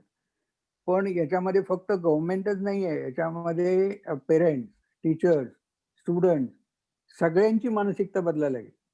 म्हणजे मी पहिला पार्ट तर डिस्कस केलाच नाही प्री प्रायमरीचा, त्याच्यामध्ये तर खूप ड्रास्टिक चेंजेस त्यांनी सुचवलेले आहेत.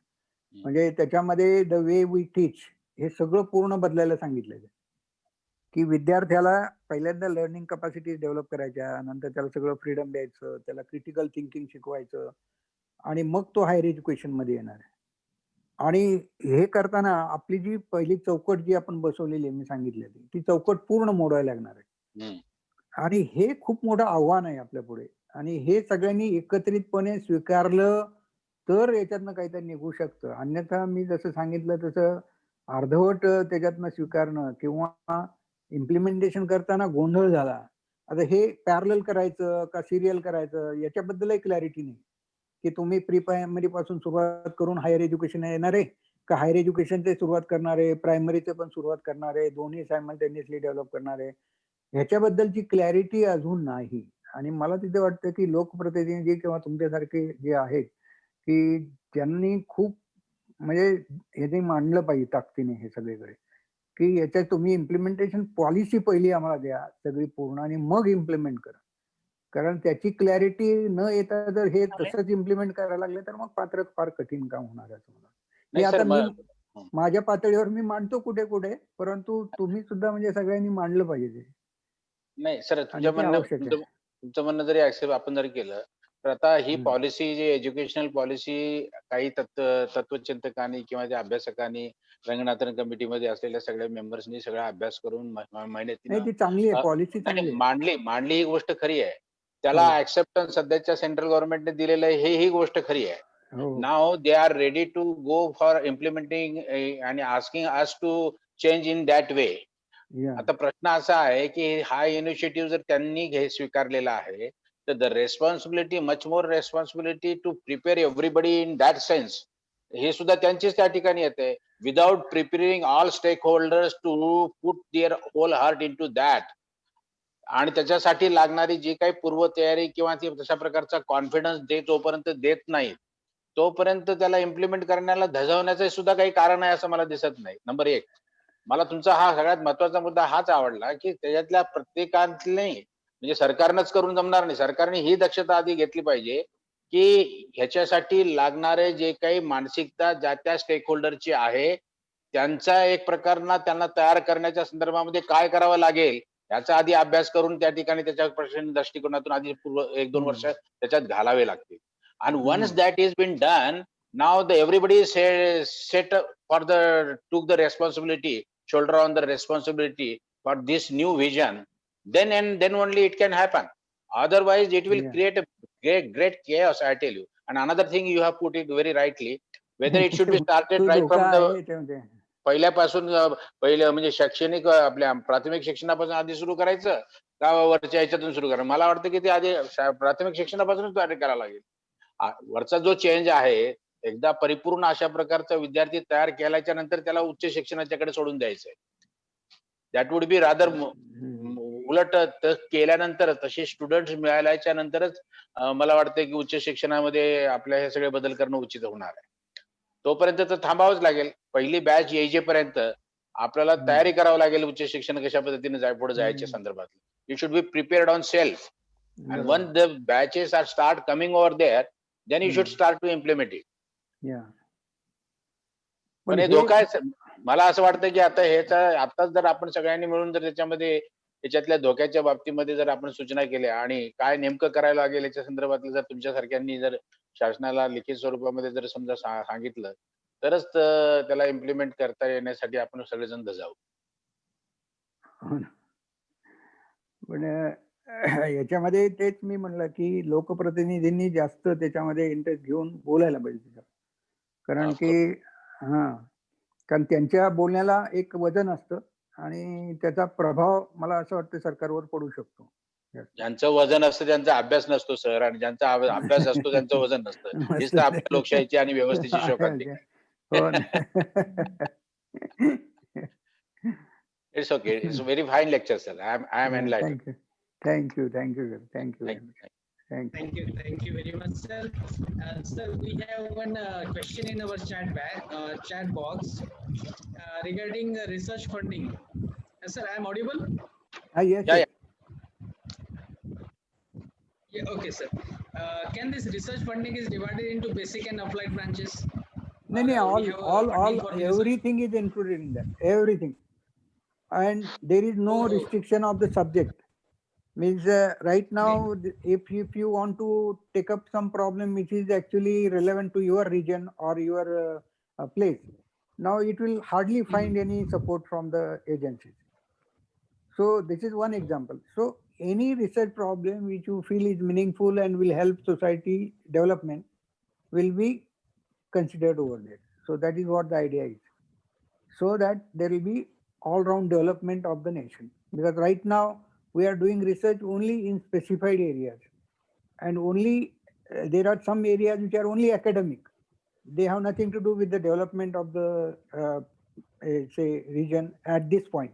It may be used later on, but there are some problems which have to be addressed right now. They have not taken cognizance of. So in this, it is envisaged that any problem which has meaning and importance can be undertaken for research, and grant can be acquired for that, provided there is a merit in that. Thank you, sir. Thank you very much, sir. Sir, we have another question from our colleague also. He asked that how will the interdisciplinary aspect will play role in this new education policy? Yeah, it is multidisciplinary, not interdisciplinary. It is beyond that. It is beyond that. Exactly. So that is the essence of this new education policy, that all institutions should provide multidisciplinary environment of learning to the student. So this is the essence of this policy. So it goes beyond interdisciplinary. Yes, sir. Okay. Thank you, sir. Thank you, sir. Okay. Okay. Thank you very much for giving me opportunity. Should I leave the meeting now? Yes, sir. We are Wait a thankful, moment, sir. We have a formal vote of thanks will be Okay, there thank for you. you. Yeah. Thank you very much, sir. You have Okay. enlightened us on all epistemological and technological aspects of the new education policy document 2020. But people have some questions about the rural institutions in wherever we discuss this topic, and about the competition with private sector and financial aspects of autonomy and all that things. But as you have said, it's a good policy document, and unless and until we implement it, we cannot resolve the issues. So it is better to begin than uh, not to start ever. So with this hope, I request Dr. Sachin Tawde sir to cast the vote of thanks. Thank you, sir. I am audible, Take sir? Yes, yes. Proceed, Okay. sir. Okay, I am here to propose vote of thanks. On behalf of myself and organizing committee, I am very much thankful to the inaugurator, eminent personality in the field of education, Professor Pandit Vidyasagar sir, for his inauguration and a speech as a resource person in technical session first. Sir is former Vice Chancellor, Swami Ramantirth Marathwada Institute, Nanded, and presently working as a Professor Emeritus in Savitribai Phule Pune University, Pune. Sir has enlightened the webinar topic, a new National Education Policy 2020, while delivering his speech on this new educational policy. Sir has focused on the multidisciplinary educational approach atmosphere which is to be developed in this new education policy, skill development and vocational training, changes in teaching and learning methods, that to learn to know, to and live together. There are some changes in higher educations which has been put forth by Honorable Professor Vidyasagar sir, that is increasing gross enrollment ratio up to 50% by 2035. Then university bifurcation in 3 ways, like research universities, teaching universities, and colleges.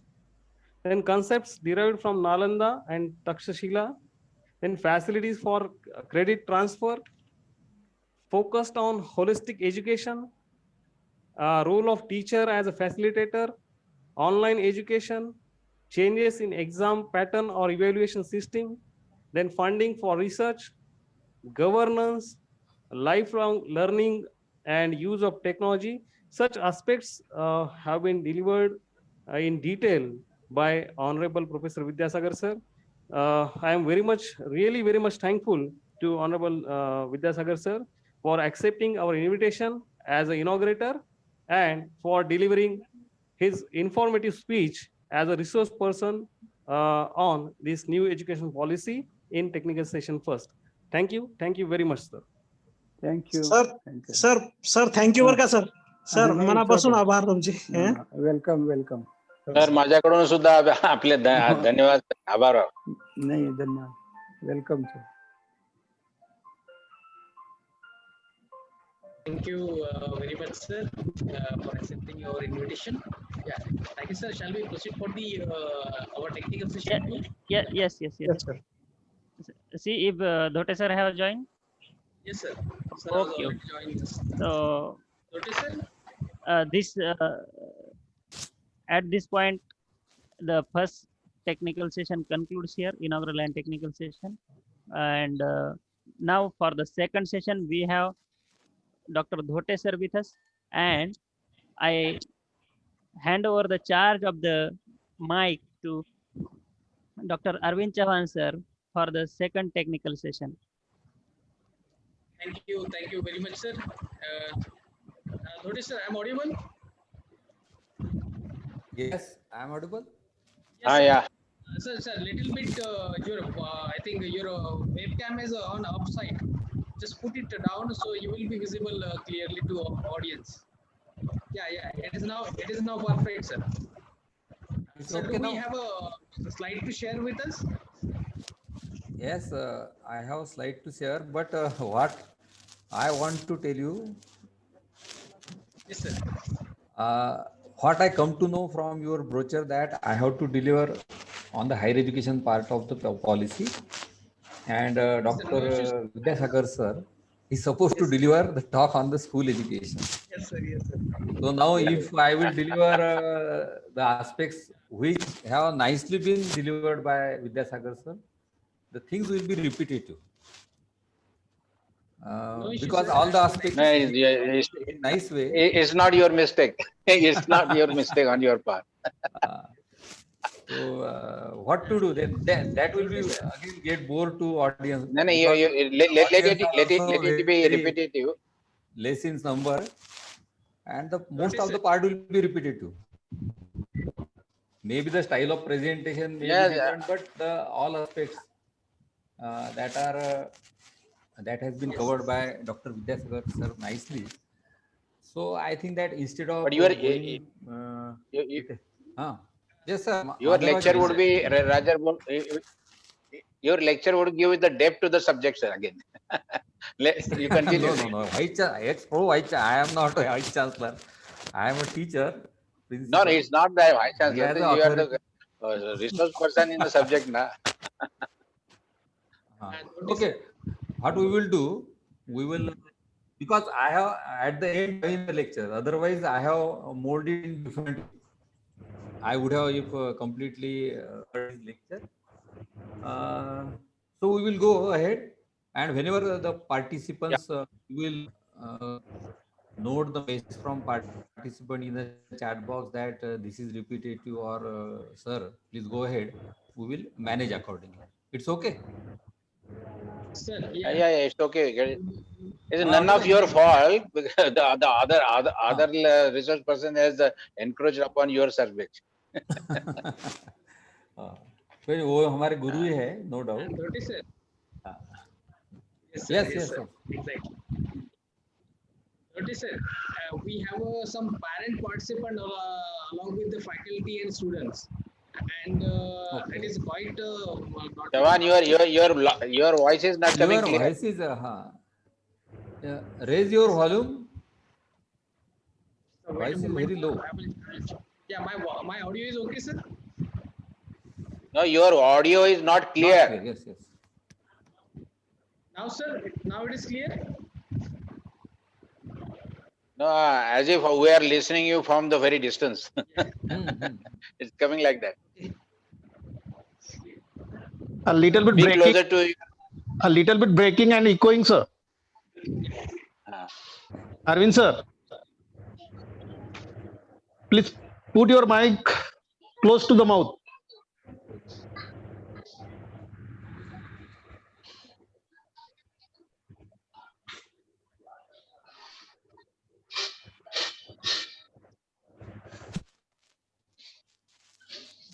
Now it is audible, sir? Yeah. Oh, okay, sir. Respected Dhote sir, we have some parent audience with us, and it is my humble request to you that sir has explained very nicely the new education policy on higher education. But few of our parent audience was from the rural area, and they are not having a touch of single word of the English. So if you use both bilingual English as well as Marathi or Hindi, then it will be benefited them. More than I don't 30%. have any problem. Okay, sir. Okay, sir. So just go ahead with the bilingual. Okay. So, dear friend, for this technical session too, we have our eminent person, Principal Dr. Professor. You should start from your side bilingual. Yeah, yes, sir, yes. Yes, sir. We have a eminent person with us. Chavan मराठीमध्ये सांगा. हो sir. इथे मी doctor Deepak Dhote सरांचे परिचय करून देण्याकरिता आमच्या मधल्यातील doctor दीपक भुसारे सरांना विनंती करतो की त्यांनी आजच्या या टेक्निकल सेशन 2 चे resource person doctor Deepak Dhote sir यांचं इंट्रोडक्शन करून द्यावं. Yes, thank you, sir. I'm audible. Yes, sir. Yes. Sir, I'm audible. Yes. Yeah. Thank you, sir. Thank you, Dr. Chavan, sir, for giving me this opportunity to introduce today's personality. First of all, your voice is breaking and echoing. Second technical session,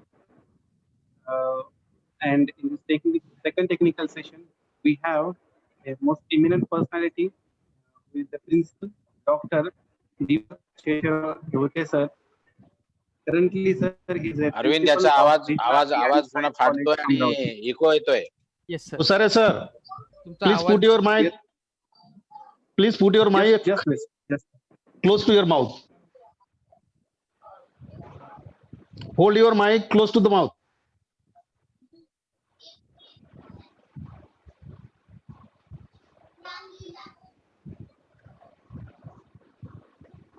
Chavan sir तुम्हीच करून टाका ना त्यांचा introduction.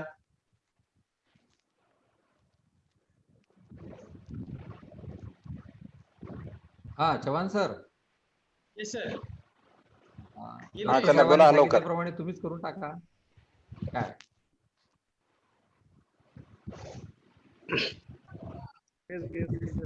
अरे लवकर सुरू करा ना. सरांना वेट किती वेळ वेट देता तुम्ही नुसत्या. तुझा आवाज येत नाही भुसारे. Hello. हा भुसारे बोला तरी लवकर. Okay, sir. I'm starting the introduction of our today's guest. Sir is an innovative, creative, responsible, and confident high achiever with over 31 plus years of teaching experience, research 18 years, administrative 9 years, and possessing high technical, managerial, leadership, and interpersonal skills. Sir involved in pay fixation company of 7 pay for university and college teachers, members of Senate Academic Councils, 3 times chairman of Board of Studies in Electronics, member of Board of Innovation, Incubation, and Linkage of Sant Gadgi Baba in Amravati University. Sir has initiated many reforms such as student induction program, faculty development program on current issues, online accreditation process, workshop, green and energy audit, mobilization of funds for skill orientation bureau programs. Sir was a member of Uniform Calendar Committee, workload, and CBCS for Model Degree College appointed by Director of Higher Education, Pune. Sir has guided so many PhD students, near about 15 PhD students and 14 MPhil students. Sir has 46 plus research publications in national and international levels and plenty of activities in education, research, and administration. Sir has done. So I invite such dynamic personality to give us about the national education policy. So please, Dr. Dhote sir. नमस्कार. माधवराव बिंदू कॉलेजचे ट्रस्टचं नाव काय sir? Digambarrao बिंदू स्मारक. दिगंबरराव बिंदू आणि ट्रस्टचं नाव काय sir? Digambarrao बिंदू स्मारक समिती. अच्छा, स्मारक समिती. नमस्कार. ते हैदराबाद स्टेट मध्ये होम मिनिस्टर होते. Okay okay. He was a great freedom fighter and he was from Bhokar itself. Okay. In his memory, the college has been started. Yes. Arvind, मला स्क्रीन शेअर करायला थोडं हे करा. Yes. हो सर. हो sir, तुम्ही अडचण जाणार नाही. हा तुम्हाला शेअर करता येईल. हा, येत आहे ना? Yes, you are sharing screen sir. हो सर, येत आहे. फुल स्क्रीन करून घ्या सर.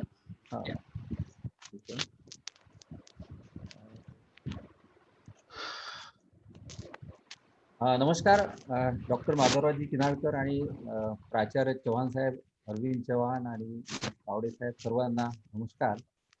जसं सुचवल्याप्रमाणे बायलँग्वेज इंग्लिश, हिंदी, मराठी आणि न्यू एज्युकेशन पॉलिसीमध्ये खऱ्या अर्थानं ते सुचवलेलं आहे की curriculum must be in bilanguage or multi languages.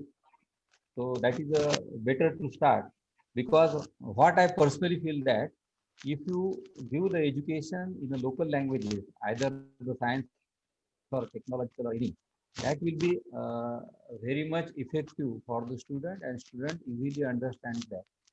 As far as the English is concerned, we have to use that language for getting connected with the globe. Nothing more than that. पण आपली बौद्धिक क्षमता आपली ही वाढवायची असेल, ध्यान वाढवायचं असेल, तर लोकल लँग्वेजेसमध्ये आपल्याला शिक्षण देता आलं पाहिजे आणि लोकल लँग्वेजेसमध्ये त्याचा इफेक्ट हा खूप चांगला होतो, असा माझा 32-33 वर्षाचा अनुभव आहे. ह्या ज्या नॅशनल एज्युकेशन पॉलिसीमध्ये आपण बघतो आहोत की 3 पार्ट आहेत. First is school education, second is higher education, and third is other key areas, ज्यावर आपण प्रकाश याच्यावर टाकणार आहोत. विद्यासागर सरांनी डिटेल पॉलिसी आपल्याला एक्सप्लेन केली. काही ज्या बाबी आहेत ज्या इम्प्लिमेंटेशनसाठी थोडेसे मोठे इश्यूज त्याच्यामध्ये असतील आणि काही नाविन्यपूर्ण आलेल्या आहेत, त्याच्यावर साधारणपणे मी प्रकाश टाकेल या स्लाइडच्या माध्यमातून. जसं आपण बघतो आहोत की if we see what is the main objective of the policy, a new and forward looking vision for higher education system. एक नवीन व्हिजन हायर एज्युकेशन सिस्टीमला द्यायचं आहे. हे करत असताना या नॅशनल पॉलिसीमध्ये मग काय काय आपल्याला करणं आवश्यक आहे किंवा आता काय असेल हे थोडं समजून घेणं आवश्यक आहे. आता तो अजेंडा मी डिसाईड केलेला आहे थोडासा आजच्या या टॉकचा, की एक थोड्या एज्युकेशन पॉलिसी पोस्ट इंडिपेंडंट, म्हणजे स्वातंत्र्यानंतर काय एज्युकेशनचं स्ट्रक्चर साधारणपणे होतं, एखाद्या 2 मिनिटात मी सांगेन. या पॉलिसीचे काही जे आहेत सायलेंट फीचर्स ते सांगता येतील आणि कसं हे बघ हायर एज्युकेशन या पॉलिसीच्या माध्यमातून ट्रान्सफॉर्मर होईल, त्याच्यामध्ये रिफॉर्म्स येतील, रिव्होल्युशनरी रिफॉर्म्स काही सजेस्ट केलेले आहेत डॉक्टर साहेब, ते सुद्धा आपल्याला पाहता येतील. आणि इम्प्लिमेंटेशनचे खूप इश्यूज आहेत, ते शेवटी आपण चर्चा केली, काही प्रश्न सुद्धा डॉक्टर साहेबांनी त्यावर विचारले. पुन्हा त्याच्यावर पार्टिसिपंटच्या माध्यमातून आपण डिस्कस करूया आणि थोडंसं discussion, more discussion should be there instead of delivering the lecture, असं माझं मत आहे. आणि त्यामध्ये सगळ्या पार्टिसिपंटनी सहभागी व्हावं, हे सुद्धा मी या ठिकाणी मुद्दामून सांगेन.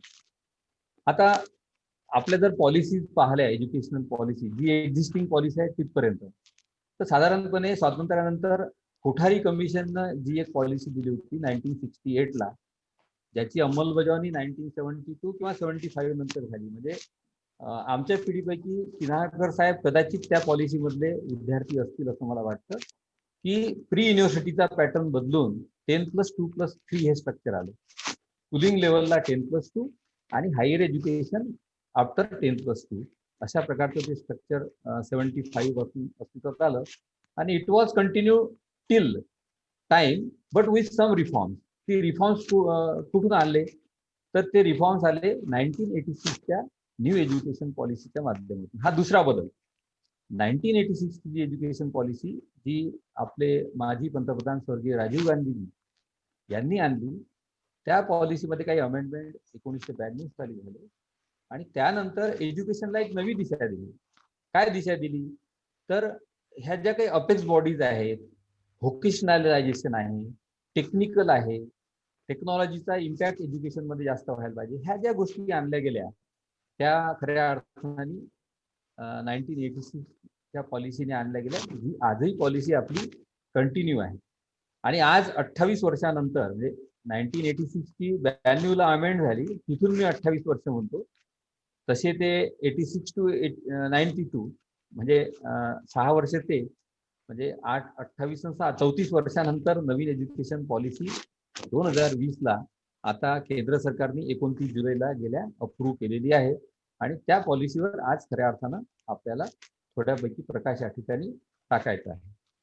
तर आता जी काही एक्झिस्टिंग पॉलिसी आहे त्यामधले काय सायलेंट फीचर्स होते की NCERT सारखी एक नवीन संस्था आली, त्यानंतर स्टेट काउन्सिलला एक एज्युकेशन अँड रिसर्च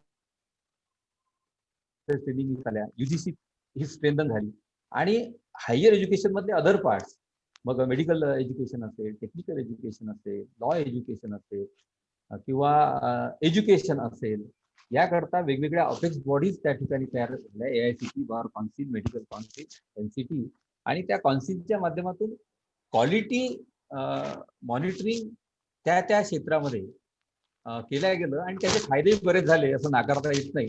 कारण आपला जर महाराष्ट्राचा इतिहास बघितला म्हणजे डॉक्टर निनाळकर साहेब तरी साक्षीदार 100% आहेत की टेक्निकल एज्युकेशनच्या सुविधा आपल्या शेजारच्या कर्नाटक राज्यात त्यावेळेला मोठ्या प्रमाणात होत्या.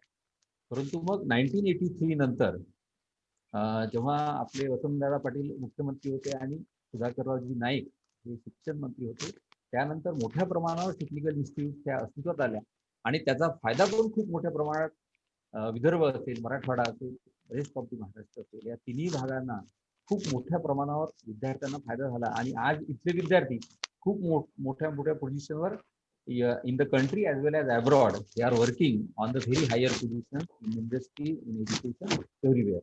तर तो शिक्षणाचा मोठा फायदा त्या ठिकाणी झालेलाच आहे, ते नाकारता येत नाही. म्हणजे आजची पॉलिसी ही वाईट आहे असं म्हणणं अजिबात चुकीचं आहे. या पॉलिसीची खूप आता याच्या इम्प्लिमेंटेशन मध्ये एक गोष्ट जी झाली ना की डॉक्टर साहेबांना जवळून माहिती आहे की गव्हर्नमेंटने हळूहळू फंडिंगचे हात जे आवडले आणि त्यामुळे क्वालिटी ही डिटोरेट होत गेली हे मान्य करावं लागेल आजच्या एक्झिस्टिंग पोझिशनमध्ये. म्हणजे फंडिंग जे सगळ्या आता या आजच्या एक्झिस्टिंग पॉलिसीमध्ये एक्सपेक्टेड आहे ते 4% पर्यंत of the GDP of the government of Maharashtra किंवा कुठल्याही स्टेटचा आहे. परंतु ते 4% सुद्धा खर्च आज गव्हर्नमेंट उच्च शिक्षणावर करत नाही आहे, हे दुर्दैव आहे. ते 2.5 ते 2% घरात आहे. म्हणजे आपण जे एक बघतो की आज विषमता खूप मोठी आहे शिक्षणामध्ये. मग नवीन एज्युकेशन पॉलिसी आणा की काही आणा ही विषमता जर अशीच कायम राहत असेल तर मग त्याला काही अर्थ उरत नाही. ही विषमता आधी कमी करण्यासाठी सरकारने ॲश्युअर केलं पाहिजे लोकांना की यस आम्ही नवीन पॉलिसी त्यांनी ॲश्युअर केलाय पण whether it will B happen or not I am very doubtful. कारण 4%चं ॲश्युअरन्स हे आजच्या एक्झिस्टिंग पॉलिसीमध्ये रुसा सारख्या एजन्सीकडून डॉक्टर मनमोहन सिंगांनी ते इन्सिस्ट करून सांगितलं होतं पंतप्रधान म्हणून की हे एडेड नॉन एडेड स्ट्रक्चर म्हणजे आपल्या महाराष्ट्रात खूप विचित्र प्रकार झालेला आहे डॉक्टर साहेबांचा की अनएडेडचं स्ट्रक्चर एवढं फोपावलेलं आहे ते त्याच्यापेक्षा जास्त एडेडच्या आणि तिथे विषमता शिक्षक आणि विद्यार्थ्यांमध्ये मोठ्या प्रमाणावर निर्माण आणि त्यामुळं क्वालिटी एज्युकेशनच्या ज्या काही आपण गप्पा मारतो त्या मला वाटते त्यात ते तसा अर्थ नाही. कारण access, equity, quality are the three principles of the higher education or any education system. Access दिला म्हणजे इन्स्टिट्यूट आपण उघडत गेलो आणि पण त्याला इक्विटी आणण्याचा प्रयत्न केला. They are not at equitable stages. म्हणजे एक अनुदानित आहे, एक विना अनुदानित आहे, एक कायम विना अनुदानित आहे, एक सेल्फ फायनान्सिंग आहे. These are all the categories in the education right. आता हे याच्यामुळं सगळा विद्यार्थ्यामध्ये आणि शिक्षकांमध्ये सुद्धा भेदभाव निर्माण झालेला आहे आणि त्यामुळे विषमता खूप मोठ्या प्रमाणावर ही निर्माण झालेली आहे. ही विषमता नवीन एज्युकेशन पॉलिसीच्या माध्यमातून मिटेल का हे सांगणं आज तरी कठीण आहे. जरी त्यांनी 6% पर्यंतचं फंडिंग हायर एज्युकेशनला देऊ आम्ही असं ॲश्युअर्ड केलेलं आहे तरी स्टेट गव्हर्नमेंट, कारण मी हे खात्रीनं सांगतो की 6% फंडिंग GDPच्या जर गव्हर्नमेंट देत असेल पूर्णपणे तर कुठलाही शिक्षक विना वेतनाचा, कमी वेतनाचा किंवा कुठलाही विद्यार्थी खूप मोठी पण तसं होणार का या आवाज ऐकू येत नाही. शासन काय मी पण ऐकता दॅट आवाज येत नाही. आवाज कट होतोय. आवाज येतो की नाही सर? येतोय. कनेक्टिव्हिटी इश्यू आहे सर थोडा आपल्याकडनं. Okay okay sir continue sir. Continue sir. येतोय? हो सर येतोय सर. तर आता याच्यामध्ये these are the features of this new education policy, की क्वालिटी युनिव्हर्सिटी अँड कॉलेज असले पाहिजे. क्वालिटी युनिव्हर्सिटीज असतील कदाचित, कॉलेजेस करायचे असतील तर फंडिंग हे गव्हर्नमेंटनी कमिट जेवढं केलं आहे 6% ऑफ GDP तेवढं दिलंच पाहिजे. आणि म्हणून quality will not be there without any equity. Equity आणावं लागेल, समानता आणावं लागेल. सर्व विद्यार्थ्यांना सारख्या प्रकारचे शिक्षण एवढ्याच पैशात मिळालं पाहिजे आणि शिक्षकांना सुद्धा वेतन हे वेळेवर आणि वेतन पूर्ण मिळालं पाहिजे. तेव्हाच क्वालिटी या शिक्षणामध्ये येऊ शकते असं माझं ठाम मत आहे एक शिक्षण तज्ञ म्हणून. दुसरं काय सुचवलेलं आहे, इन्स्टिट्यूशनल रिस्ट्रक्चरिंग अँड कॉन्सॉलिडेशन. आता ह्या नवीन एज्युकेशन 3 टाईपचे इन्स्टिट्यूट असतील. एक असेल रिसर्च इंटेन्सिव्ह युनिव्हर्सिटी, ज्या फक्त रिसर्चच्या साठी काम करतील. दुसरं teaching and research intensive university, ज्या टीचिंग आणि रिसर्चचं दोन्ही काम करतील. आणि meanwhile they will try to become the research तो पार्ट कॉलेजेस रिलेटेड विद्यापीठाला संलग्न असलेले महाविद्यालयाची संकल्पना ही 2030 नंतर असणार नाही असं स्पष्टपणे या पॉलिसीमध्ये सांगितलेलं आहे. तिसरा पॉइंट जो महत्वाचा आहे तो more holistic and multidisciplinary education. Holistic म्हणजे सर्वांगाने विद्यार्थ्याचा विकास करणारी शिक्षण पद्धती विकसित होईल असं पॉलिसीमध्ये सांगितलेलं आहे. ते विकसित करायचे आहे. आणि मल्टी डिसिप्लिन म्हणजे there will be no streaming, there will be no faculties like arts, commerce, science, engineering, law, education अशा प्रकारच्या कुठल्याही विद्याशाखा नसणार. मल्टी डिसिप्लिन म्हणजे one the subject, sociology, electronics, computer science, zoology, botany, microbiology, psychology. So many disciplines should be there in the college. त्याचा stream मध्ये असं discipline of science faculty, discipline of humanities faculty, discipline of commerce faculty, accounting असेल, काही असेल. तर अशा प्रकारचे water tight compartment या नवीन एज्युकेशन पॉलिसीमध्ये राहणार नाही. आणि then what is suggested that the colleges should be multi disciplinary, multi faculty नव्हे तर त्यामध्ये खूप 50, 60, 70, 80 सब्जेक्ट असले पाहिजे. त्यामधले ते अंडर ग्रॅज्युएट लेवलला घेता आले पाहिजे. ही याची ऍक्ट म्हणजे हायर एज्युकेशन इन्स्टिट्यूट त्याला म्हटलं जाईल. And all the institute must become autonomous after 2030. हे टार्गेट आहे या पॉलिसीचं. आता मला सांगा की आता अफिलिएटिंग सिस्टीम पूर्णपणे ही काढून टाकायची आहे.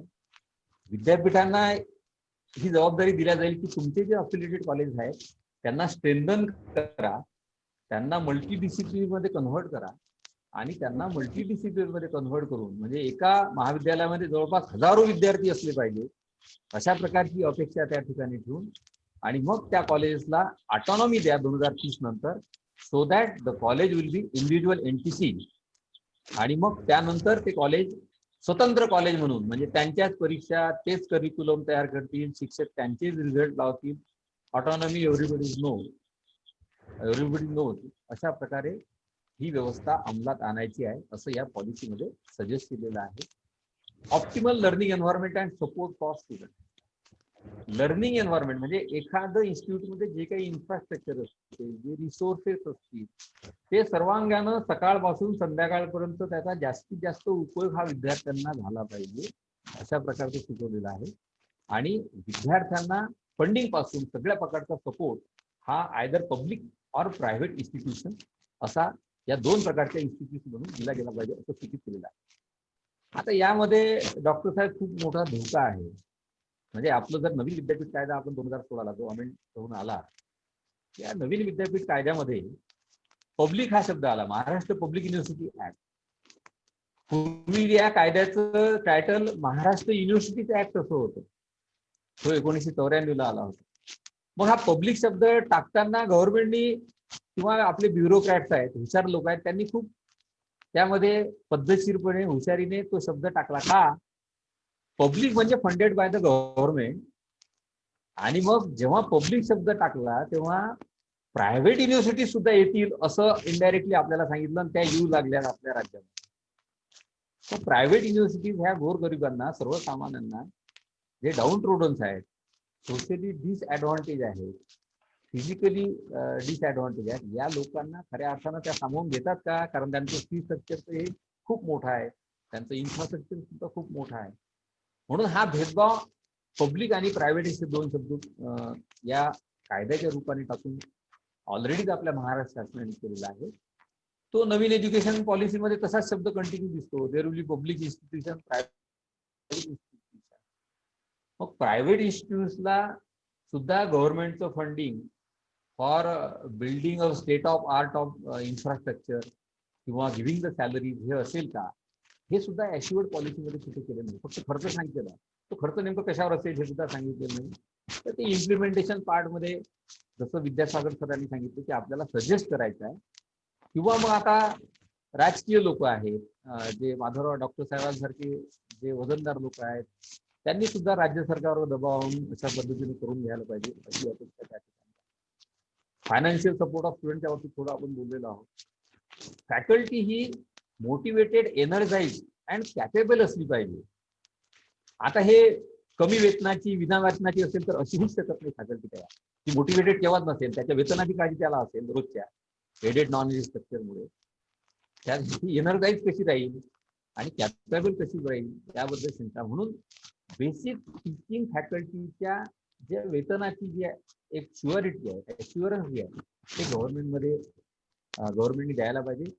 नॅशनल एज्युकेशन पॉलिसीमध्ये ते सजेस्ट केलेलं आहे की faculty will be appointed on merit basis. आजही आम्ही मेरिटवरच नेमतो ना, ते त्याला कुठला काही हे राहत नाही. परंतु हा जो भेदभाव आहे, aided, non aided, self finance, different kind of structures in the education, हा पूर्णपणे या नॅशनल एज्युकेशन पॉलिसीमध्ये कसा काय निघून जाईल यावर काही कुठं भाष्य केलेलं दिसत नाही. त्यावर सुद्धा काही काम करणं गरजेचं आहे. पुढे त्यांनी सांगितलेलं आहे की रिसर्च, आता जसं आपल्याकडे DST आहे, त्यानंतर CSIR आहे, UGC आहे, या सगळ्या फंडिंग एजन्सी कडून रिसर्चसाठी फंडिंग मिळत होतं. आता there will be a national research foundation, एकच रिसर्च फाउंडेशन असेल. Vidyasagar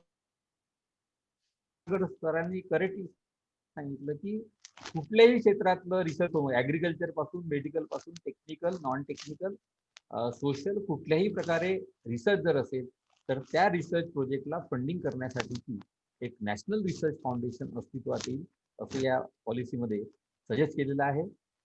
light but tight single regulator for hi education. Vidyasagar सरांनी खूप सुंदर याच्यावर सांगितलं की तुम्हाला फ्लेक्झिबिलिटी तुमच्या लेवलला सगळ्या असतील, परंतु तुमच्यावर मॉनिटरिंग सुद्धा तेवढंच असेल. त्यामध्ये जर काही गडबड झाली तर त्यानुसार ऍक्शन घेण्याची सुद्धा प्रोव्हिजन नॅशनल एज्युकेशन पॉलिसीमध्ये ही दिलेली आहे.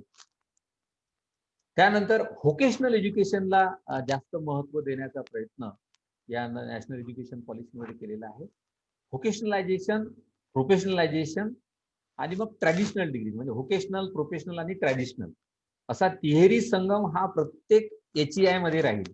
म्हणजे कुठलं इन्स्टिट्यूट, अमुक आता इंजिनिअरिंग कॉलेज आहे त्याला टेक्निकल इन्स्टिट्यूट, अमुक मेडिकल कॉलेज आहे त्याला मेडिकल इन्स्टिट्यूट, किंवा आपले आर्ट्स, कॉमर्स, सायन्सचे आहे त्याला ट्रॅडिशनल कॉलेजचे इन्स्टिट्यूट असा एक संबोधलं जे जातं. तशा प्रकारची व्यवस्था आता नवीन पॉलिसीमध्ये राहणार नाही. HEI मध्ये सर्व प्रकारच्या, म्हणजे integration of all types of institution असं त्या ठिकाणी सजेस्ट केलेलं आहे. म्हणजे professional education also will be the part of your college, बिंदू कॉलेज, आणि even if you think for a medical education, medical part सुद्धा तुम्ही जोडले जाल. म्हणजे मल्टी डिसिप्लिनरी आस्पेक्टनी तुम्हाला तुमचं इन्स्टिट्यूट पुढच्या या काळामध्ये नॅशनल पॉलिसीच्या अनुषंगानं त्या ठिकाणी आपल्याला एक्सपांड करायचं आहे. म्हणजे आता एक गोष्ट आपण लक्षात घेतली पाहिजे की 2030 पर्यंत एखादं सिंगल फॅकल्टी कॉलेज असेल किंवा 2 फॅकल्टी असतील तर त्या सगळ्या कॉलेजेसनी सध्याच्या स्ट्रक्चरनुसार मल्टी फॅकल्टी होण्याचा प्रयत्न केला पाहिजे. आणि मल्टी फॅकल्टी होत असताना जे आपले एन्शियंट सब्जेक्ट, नालंदा युनिव्हर्सिटी असेल, तक्षशिला असेल, या विद्यापीठांमधून जे शिक्षण मिळत होतं, मग लिबरल आर्ट असेल, सायकोलॉजी असेल, अँथ्रोपॉलॉजी असेल, अशा सारखे जे नवीन विषय असतील ते सर्व नवीन विषय आता आपल्या कॉलेजमध्ये सुरू करण्याचं एक आपण हाती घेतलं पाहिजे सर्वांनी. जेणेकरून 2030 पर्यंत आपले कॉलेजेस हे मल्टी डिसिप्लिनरी त्या स्ट्रक्चरमध्ये कन्व्हर्ट होतील, अशा प्रकारचा आपल्याला तो प्रयत्न करता येईल आणि ते करणं गरजेचं आहे. अदरवाईज पॉलिसी इम्प्लिमेंट होईल, आपण 2030 पर्यंत आणखी 10 वर्ष जर अशाच प्रकारे या स्थितीत राहू, काही करणार नाही, तर निश्चितपणे आपण ज्या काही नवीन त्या पॉलिसीच्या अंतर्गत योजना असतील, जे त्याचे बेनिफिट्स असतील ते घेण्यापासून वंचित राहू. आणि म्हणून त्या दृष्टीने सुद्धा आपण आजपासूनच तयारीला सर्वांनी, कुठलाही स्टेक होल्डर असतो, मॅनेजमेंट असेल, प्रिन्सिपल असेल, टीचर्स असतील, या सगळ्यांनी त्याच्यासाठी आपण कामी लागलं पाहिजे, त्याच्यासाठी प्रयत्न केले पाहिजे, अशा प्रकारचा मुद्दाहून मी या ठिकाणी आपण सर्वांना सांगतो. त्यानंतर quality academic research in all fields through new national education research foundation already सांगितलेलं आहे. Single regulatory system will be there in higher education.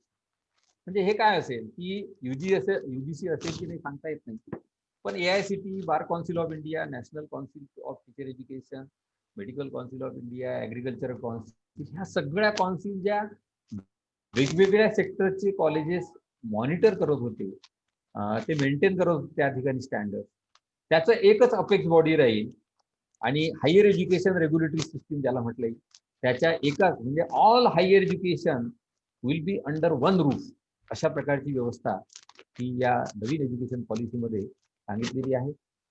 Other की एरिया जे फोकसचे आहेत ते प्रोफेशनल एज्युकेशन, हे ट्रॅडिशनल एज्युकेशन सोबत जोडलं जाईल. Adult education, lifelong learning हे नवीन की एरियाज आहेत ते याच्यासोबत जोडले जातील. Promotion of Indian languages, art, culture, ह्या सगळ्या गोष्टी ज्या आहेत त्या सुद्धा मोठ्या प्रमाणावर लिबरल आर्टच्या माध्यमातून या मल्टी डिसिप्लिनरी इन्स्टिट्यूटमध्ये असायला पाहिजेत आणि त्या हायर एज्युकेशन सिस्टीममध्ये त्यावर जास्त एम्फेसिस दिल्या जाईल असं सांगितलेलं आहे. बायलिंग्युअल किंवा मल्टीलिंग्युअल इन्स्टिट्यूट, म्हणजे शिक्षकांना ही संधी आहे की जरी आम्ही सायन्सचे आहोत, आम्ही सायन्समध्ये शिकवतो, पण बरेचदा शिकवताना आम्ही आमच्या मातृभाषेचा, हिंदी असेल मराठीचा वापर करतो. So we should start from this point now that we should start to develop a curriculum in our own languages and the literature for that delivery of curriculum in own languages. ही मोठी संधी आहे की त्याच्यामध्ये पुस्तकं चांगली आपण आपल्या हिंदीमध्ये असतील, मराठीमध्ये असतील, कोणाची काही उर्दू असेल, अशा आपल्या लोकल लँग्वेजेसमध्ये मोठ्या प्रमाणावर आता एज्युकेशन लिटरेचर निर्माण करायला आपण सुरुवात केली पाहिजे. कारण नवीन पॉलिसी ही आता मान्य झालेलीच आहे केंद्र सरकारची, ती इम्प्लिमेंटेशन करणारच आहे. त्यामुळं आपण त्या पॉलिसीमध्ये इन्व्हॉल्व्ह होण्याकरता मोठ्या प्रमाणावर अशा पद्धतीनं बारकाईनं प्रयत्न केले पाहिजे, जाणीवपूर्वक प्रयत्न केले पाहिजे असं मला वाटतं. आता टेक्नॉलॉजीचं ही 1986 किंवा 1992च्या पॉलिसीपासून स्वर्गीय राजीव गांधी यांच्यापासून आपण वापरत आहोत. आता तर ह्या पॅन्डेमिकमध्ये आपल्याला त्याची जास्त गरज भासत आहे. आजचं वेबिनार कदाचित आपण लाईव्ह ठेवलं असतं भोकरच्या कॉलेजमध्ये, आम्हाला याची संधी मिळाली असती. परंतु ह्या पॅन्डेमिकमुळं आज आपल्याला अंतरावरून बोलावं लागत आहे. काही त्याच्यामध्ये लिमिटेशन जरूर आहेत, बघतो आपण मध्ये मध्ये आवाज कटतो, येत नाही किंवा काही प्रश्न, परंतु तरीही आपण त्याला समोर गेलेले आहोत. एक आपल्यासमोर एक कोरोनाची स्थिती आली, समोर गेलो आणि ऑनलाईन टूल्स आपण वापरायला लागलो. म्हणून more technology, more digital infrastructure in the institute हे आपल्याला त्या ठिकाणी उभं करावं लागेल, ही काळाची गरज असेल. आणि म्हणून ब्लेंडेड टाईप ऑफ लर्निंग हे नवीन एज्युकेशन पॉलिसीमध्ये सजेस्ट केलेलं आहे की ऑनलाईन ऑफलाईन दोन्ही प्रकारे व्यवस्था ह्या इन्स्टिट्यूटने तयार ठेवायला पाहिजे आणि त्या अनुषंगाने आपल्याला मग विद्यार्थ्यांना कशा प्रकारचं शिक्षण देता येईल असंही नवीन एज्युकेशन पॉलिसीमध्ये सजेस्ट केलेलं आहे. मग काय मेकिंग इट हॅपन म्हणजे काय व्हायला पाहिजे, तर CABE ही एक ऑथॉरिटी आहे, central advisory board of education, central गव्हर्नमेंटची, तिला स्ट्रेंथन करणं आवश्यक आहे असं न्यू एज्युकेशन पॉलिसीमध्ये सांगितलेलं आहे. Financing affordable and quality education for all हे आम्ही मांडतो का? हे जर असेल तर 100% नॅशनल एज्युकेशन पॉलिसी सक्सेस झाल्याशिवाय राहणार नाही. की प्रत्येकाला गोरगरिबाला परवडणारं प्रत्येक मेडिकल एज्युकेशन असेल, टेक्निकल एज्युकेशन असेल किंवा ट्रॅडिशनल एज्युकेशन असेल, हे जर घेण्याची संधी कमी फीमध्ये मिळाली तर GR सुद्धा वाढल्याशिवाय राहणार नाही. 50% पर्यंत टार्गेट निश्चितपणे कव्हर होईल. आज जरी कागदावर तो 22-23% म्हणतो आपण, तेवढंही नाही आहे डॉक्टर साहेब, तो 16-17%च्या घरात आहे. मोठा वर्ग अजून त्यांच्या आर्थिक परिस्थितीमुळं ग्रामीण भागातला हा उच्च शिक्षणापासून अजूनही वंचित आहे, हे सत्य आहे. आणि अफोर्डेबल आणि क्वालिटी एज्युकेशन जर सर्वांना फंडिंगच्या माध्यमातून गव्हर्नमेंट देत असेल तर निश्चितपणे ते टार्गेट अचीव झाल्याशिवाय राहणार नाही. हे इतकंच आपल्याला ठामपणे सांगता येईल. पण तसं होईल की नाही याबद्दल माझ्यामध्ये शंका आहे. आणि हे सगळं कशामध्ये येतं तर मग इम्प्लिमेंटेशनच्या पार्टमध्ये येतं. कुठल्याही गोष्टीची अंमलबजावणी ही किती इफेक्टिव्हली होते, किती चांगल्या प्रकारे होते, डाऊन रोडन सोशली डिसएडव्हान्टेज ह्या सगळ्या खालच्या वर्गापर्यंत ही सिस्टीम कशी पर्क्युलेट होते, त्याचे फायदे कसे मिळतात, याच्यावर ह्या सगळ्या पॉलिसीचं भवितव्य अवलंबून आहे किंवा कोणत्याही पॉलिसीचं भवितव्य हे अवलंबून आहे. तर या ठिकाणी मी आता बऱ्यापैकी 45 मिनिटांमध्ये त्या पॉलिसीचे काही हायलाइट्स आपल्यासमोर मांडले.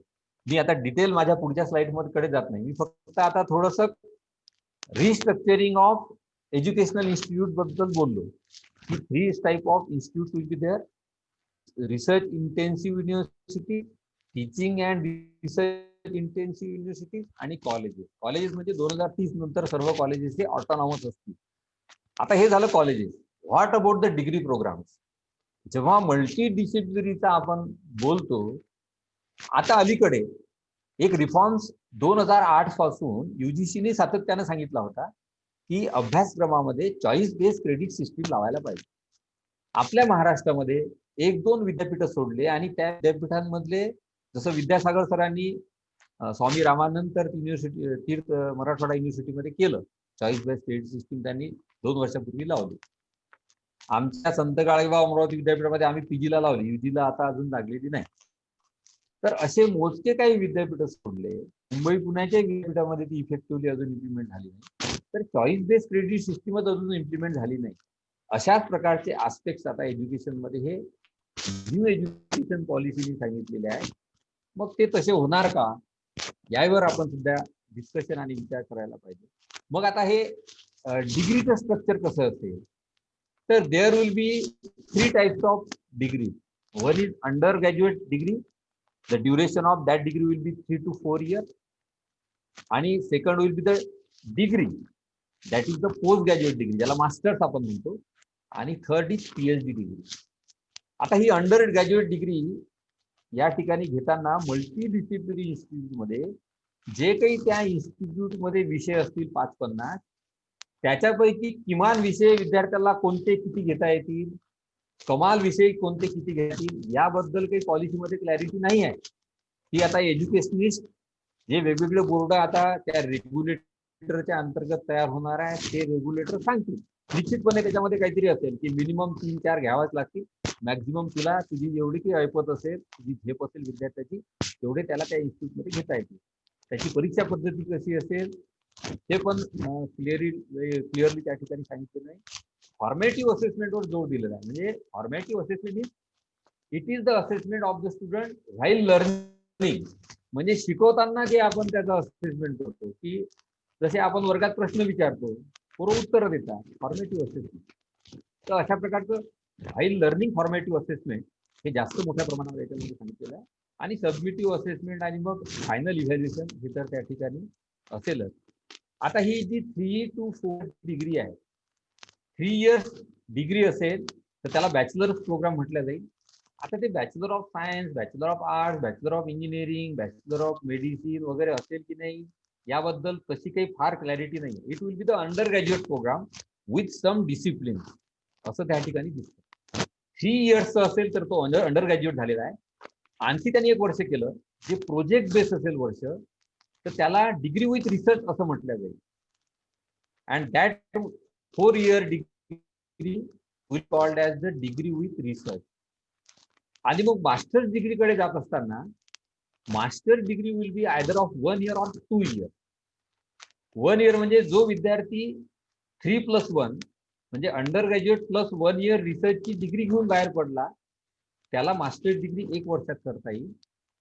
आणि जो विद्यार्थी 3 वर्षाची अंडर ग्रॅज्युएट डिग्री घेऊन बाहेर पडेल, त्याला मास्टर्स डिग्री ही 2 वर्षात करावी लागेल आजच्या सारखी. आणि मग PhD करण्यासाठी पुढे either the requirement will be master degree or 4 years graduate research degree, ज्याला ग्रॅज्युएट रिसर्च डिग्री असं म्हणतो. तर ही त्याची आवश्यकता असेल. आणि अशा प्रकारे मग त्या ठिकाणी हे डिग्रीचं स्ट्रक्चर सजेस्ट केलेलं आहे. आता याच्यामध्ये जर बघितलं तर स्कूलिंग लेवलला गेलो तर 10+2 पॅटर्न जो आहे तो 5+3+3+4 अशा 4 भागांमध्ये त्या ठिकाणी विभागला गेलेला आहे.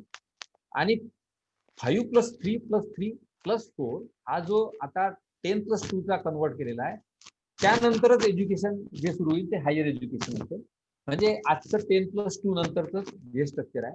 आता त्याच्यामध्ये 3 वर्षे जे वाढवले, 5 आणि 3 8 आणि 3 11 आणि 4 15 12च्या ऐवजी ते 3 वर्ष म्हणजे अर्ली चाइल्डहुडला एज्युकेशन पोराचं सुरू होईल. म्हणजे वयाच्या 3ऱ्या वर्षापासून प्रत्येक मूल हे शिक्षणाच्या प्रवाहात जोडल्या जाईल, कंपल्सरीली जोडल्या जाईल, असं नॅशनल एज्युकेशन पॉलिसी सांगितलेलं आहे.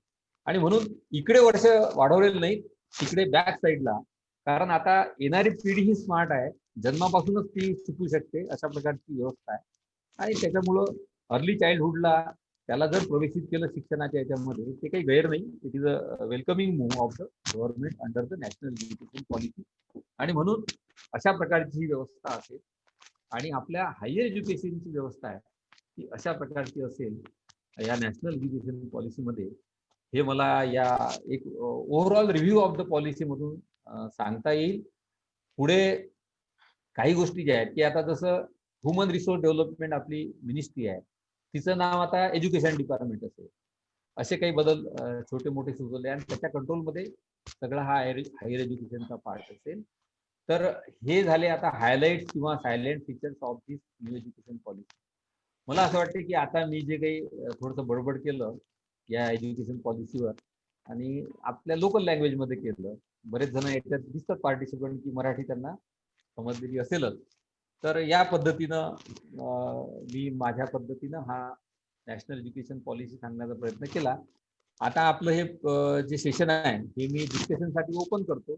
आणि I think that more discussion should be there on the policy. म्हणजे काही प्रश्नांची उत्तरं जे काही राहून गेले असतील किंवा मनात असतील किंवा कोणी ऐकलेलं असेल का हो आम्ही तसं ऐकलं बाबा त्या पॉलिसीत असं सांगितलं आहे, नेमकं काय सांगा, तशा प्रकारची उत्तरं आपल्याला त्या ठिकाणी देता येतील.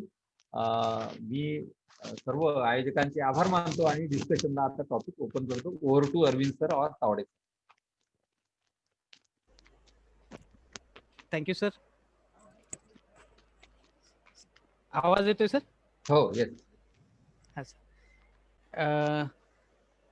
सरांनी जो काही आपला टेक्निकल सेशन 2 मध्ये जो काही पार्ट हायर एज्युकेशनवर न्यू एज्युकेशन पॉलिसीचा सार जो काही घेतला येते आणि जे काही डिस्कशन केलं आहे किंवा न्यू एज्युकेशन पॉलिसीविषयी जे काही पार्टिसिपंट आहेत, पॅरेंट आहेत किंवा स्टुडंट जे काही या वेबिनारमध्ये जॉईन झाले आहेत, यांना जर काही क्वेरीज किंवा क्वेश्चन असतील तर त्यांनी सरांना विचारावे.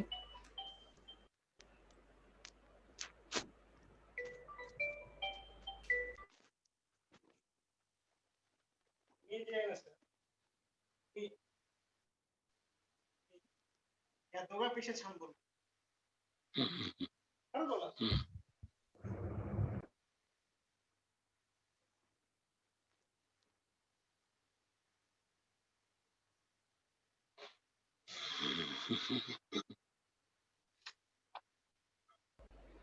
सर माझीच क्वेरी आहे.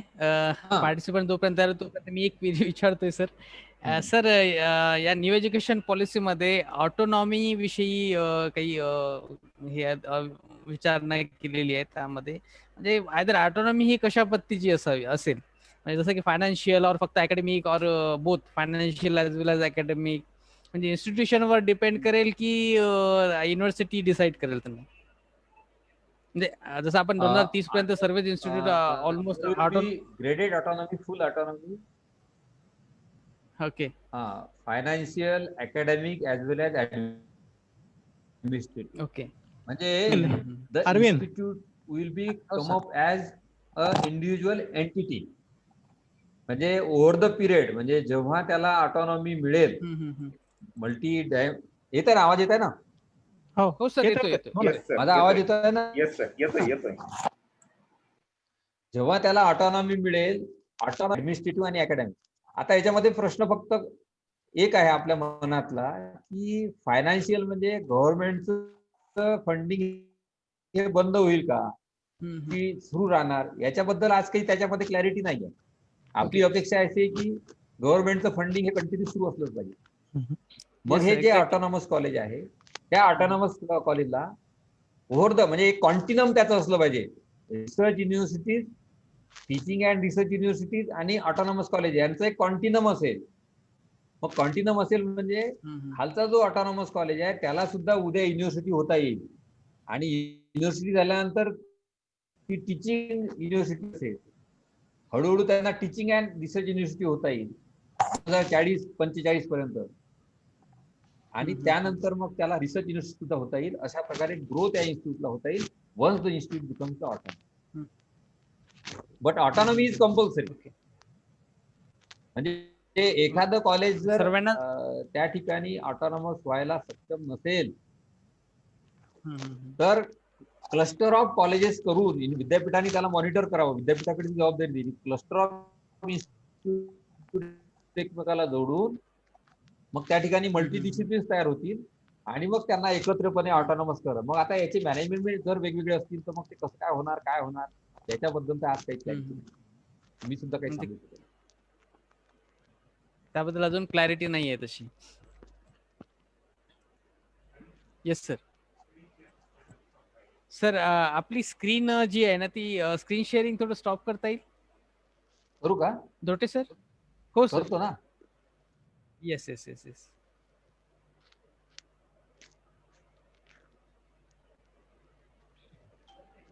हा झालं का?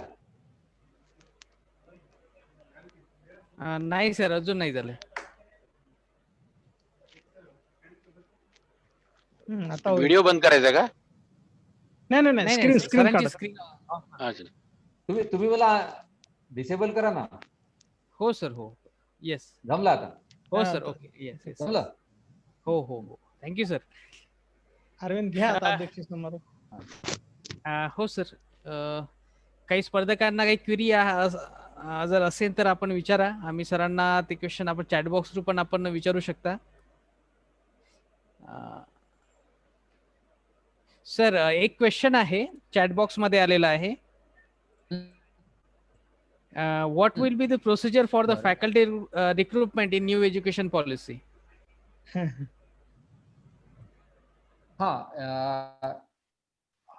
Recruitment policy is not suggested. Okay. Whether it will be as it is today, but it will be strictly monitored by the government. हे सांगितलेलं आहे. जे आजही आहे तो काही प्रश्न नाही आहे. येस. आणि दुसरं असं की अकाउंटेबिलिटी सजेस्ट केलेली आहे फॅकल्टी.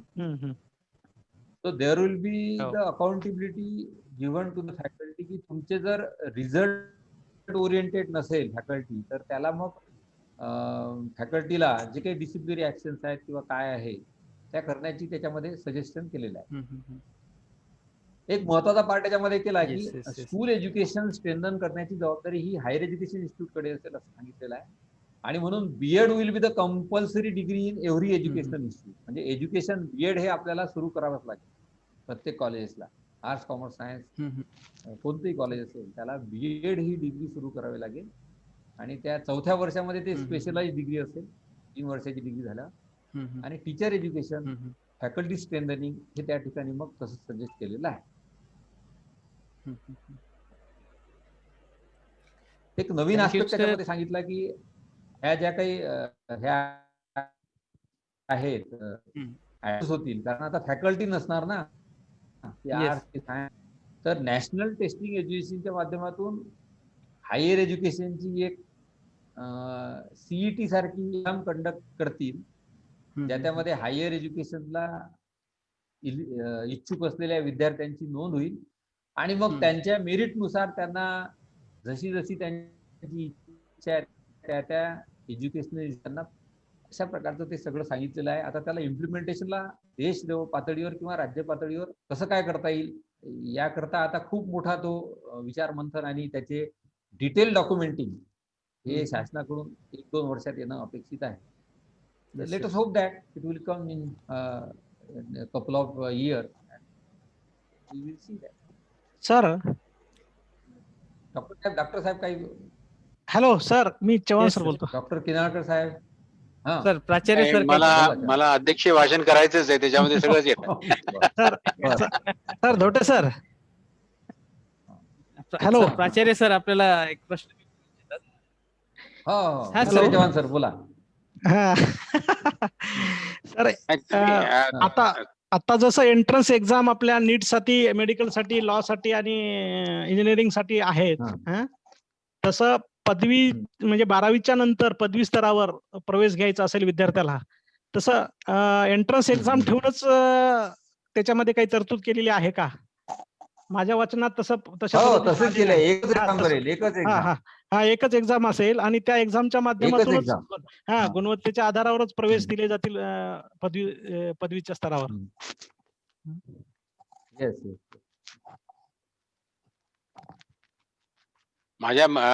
ही पॉलिसी समजून सांगत असताना सर धोटे सर, तुम्ही माझ्या मनात जे काही प्रश्न त्याच्या इम्प्लिमेंटेशनच्या संदर्भामध्ये होते आणि you yourself has read some of the questions, की त्याच्यामुळे जी काही डिस्पॅरिटी किंवा एज्युकेशनल विषमता जी काही निर्माण करण्यात आलेली आहे, त्याचं निराकरण या सगळ्या गोष्टीचं एक्सपेक्टेशन करत असताना, म्हणजेच की होलिस्टिक अप्रोच असेल किंवा मल्टी डिसिप्लिनरी गोष्टी असेल किंवा मग सगळ्याच प्रकारच्या काय म्हणतात त्याला क्वालिटी इम्प्रुव्हमेंट असेल, हे सगळं करत असताना ती तयार झालेली विषमता तुम्ही कशी दूर करणार आहात, हा एक महत्वाचा मुद्दा त्या ठिकाणी आहे.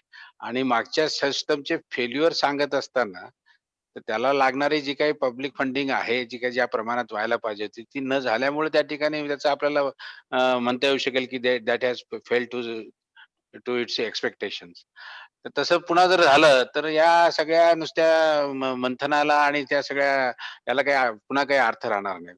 ऑन द कॉन्ट्ररी हे चेंज करण्याच्या नादामध्ये अर्धवट चेंज जर झाला, म्हणजे आधीच आहे ते गमावून बसायची वेळ आणि दुसरं परिपूर्णतेने हातामध्ये पडलं नाही, अशी काहीतरी व्यवस्था होऊन असलेल्या शिक्षण जी काही व्यवस्थेचा त्याला बट्ट्याबळ होण्याची शक्यता नाकारता येत नाही. त्याच्यामुळे this very high risk taking implementation असणार आहे, कारण त्याचा पूर्णपणे तयारी करून आपल्याला हे केल्याशिवाय होणार नाही.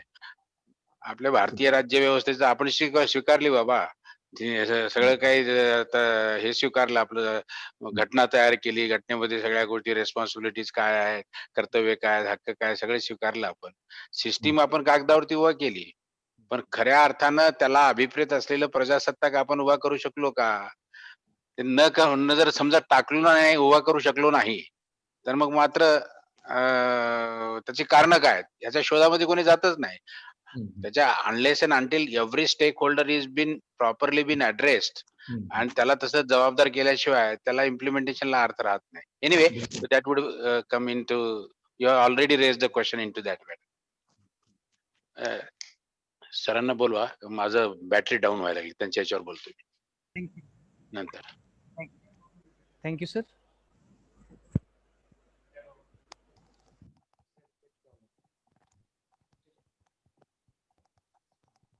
अरविंद सुरू करा, सरांचा अध्यक्ष समोर.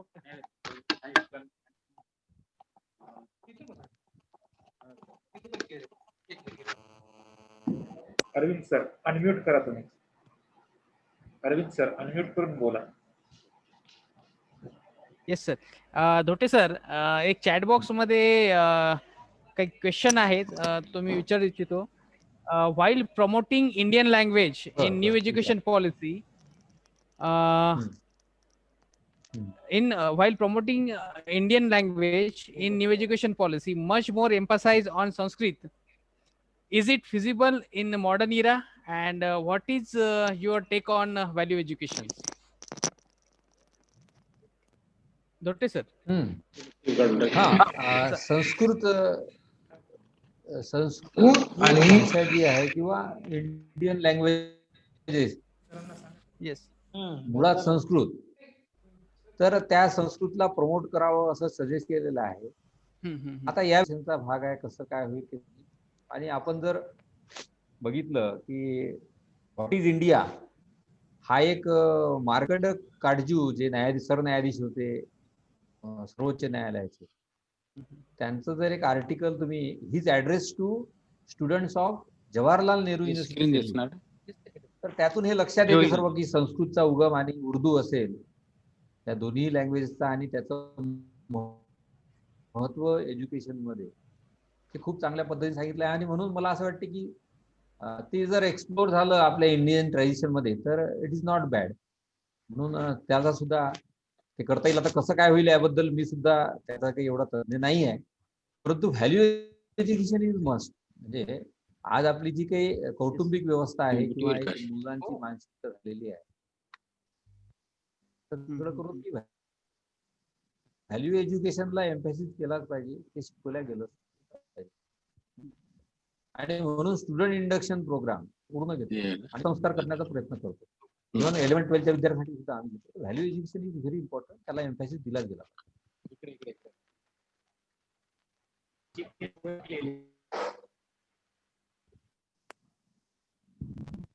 Thank you, sir. I hope the answer will be goes to the participant who asked this question. Now we are moving toward the last session of this technical session 2, and sir has very nicely explained this new education policy in Marathi. So it is better for all the audience to understand, those who are very well known about the Marathi. Now I request Dr. Deepak Bhusare sir to propose vote of thanks for this technical session. As I request again Dr. Deepak Bhusare sir to if you have a time to share to act as a chief guest in validity section, sir. With your due permission, hello Arvind, अध्यक्षीय समारोप करू दे सरांना, नंतर vote of thank घ्या. Okay okay sir, thank you sir. ज्या technical सेशनचं आणि व्हॅलिडिटी जे काही सेशन आहे त्यामध्येच आपण या टेक्निकल सेशनचं वोट ऑफ थँक्स घेऊया. आणि यानंतर समारोपासाठी मी टाके सरांना विनंती करतो की त्यांनी सूत्र या व्हॅलिडिटी फंक्शनचे आपल्या हाती घ्यावे. टाके सर. हो सर, ठीक आहे ठीक. ओके सर, मिस करतोय. मित्र हो, आपण या एक दिवसीय national webinar on new education पॉलिसीच्या शेवटच्या पडाव्यात आहोत. व्हॅलिडिटी फंक्शन मध्ये या सेशनचे चेअरपर्सन आमचे आदरणीय अध्यक्ष डॉक्टर माधवरावजी पाटील किनाकर. अरे अरविंद ऐकशील? Yes sir. हे जे पहिला सेशन झाला तर व्हॅलिडेटरी फंक्शन नंतर तुमचा राहील. याच्यातच होऊन जाईल सर समारोप. हा तुम्ही बरं, चाल. समारोप करता. Anyway continue. Yes sir. Chairperson doctor Madhavraoji Patil Kinarkar sir. त्यानंतर चीफ गेस्ट म्हणून जे आपले रिसोर्स पर्सन आहेत त्यांना मी विनंती करतो की त्यांनी ॲज अ चीफ गेस्ट म्हणून डॉक्टर दीपक धोटे सर यांनी चीफ गेस्ट म्हणून प्रमुख पाहुणे म्हणून या व्हॅलिडिटी फंक्शनला स्थान ग्रहण करावं. त्यानंतर माझे सहकारी ऑर्गनायझर डॉक्टर दीपक भुसारे सर, को convener doctor Satish Chavan sir आणि आमच्या माध्यमाचे प्राचार्य डॉक्टर पंजाब चव्हाण सर हे सर्व इथे असतील. प्रेसिडेन्शियल ऍड्रेस किंवा जो काही समारोप ऍड्रेस आहे त्याआधी मी काही पार्टिसिपंट कडनं जर फीडबॅक आजच्या या वेबिनारवर जर घेता आले किंवा जर कोणी ओरल फीडबॅक या आजच्या एक दिवसीय वेबिनारवर देत असतील तर मी त्यांना इथे वेलकम करतो. अगोदर सरांचं होऊ दे, नंतर फीडबॅक घे. अरविंद. Hello sir. हा, सरांना बोला. अहो पंजाबराव, तुम्ही दोन्ही फंक्शनचं एकदम मिक्सर करून टाकायला लागलात काहीतरी. नाही वेळ झाला सर, तसं नाही सर. वेळ झाला असेल तर ठीक आहे ना. Let he decide now. Let him decide now the way he wants.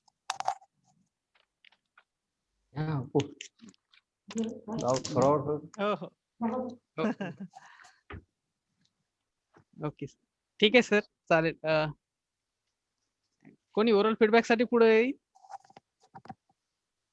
काही पार्टिसिपंटना विनंती आहे की एखाद्याने येऊन. ओके, चालेल.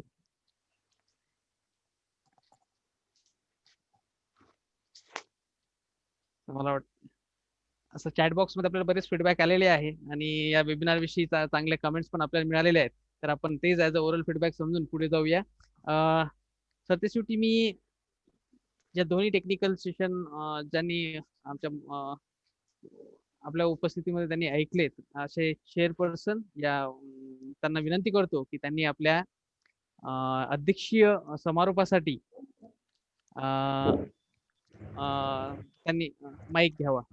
Doctor Madhavraoji Patil Kinalkar sir.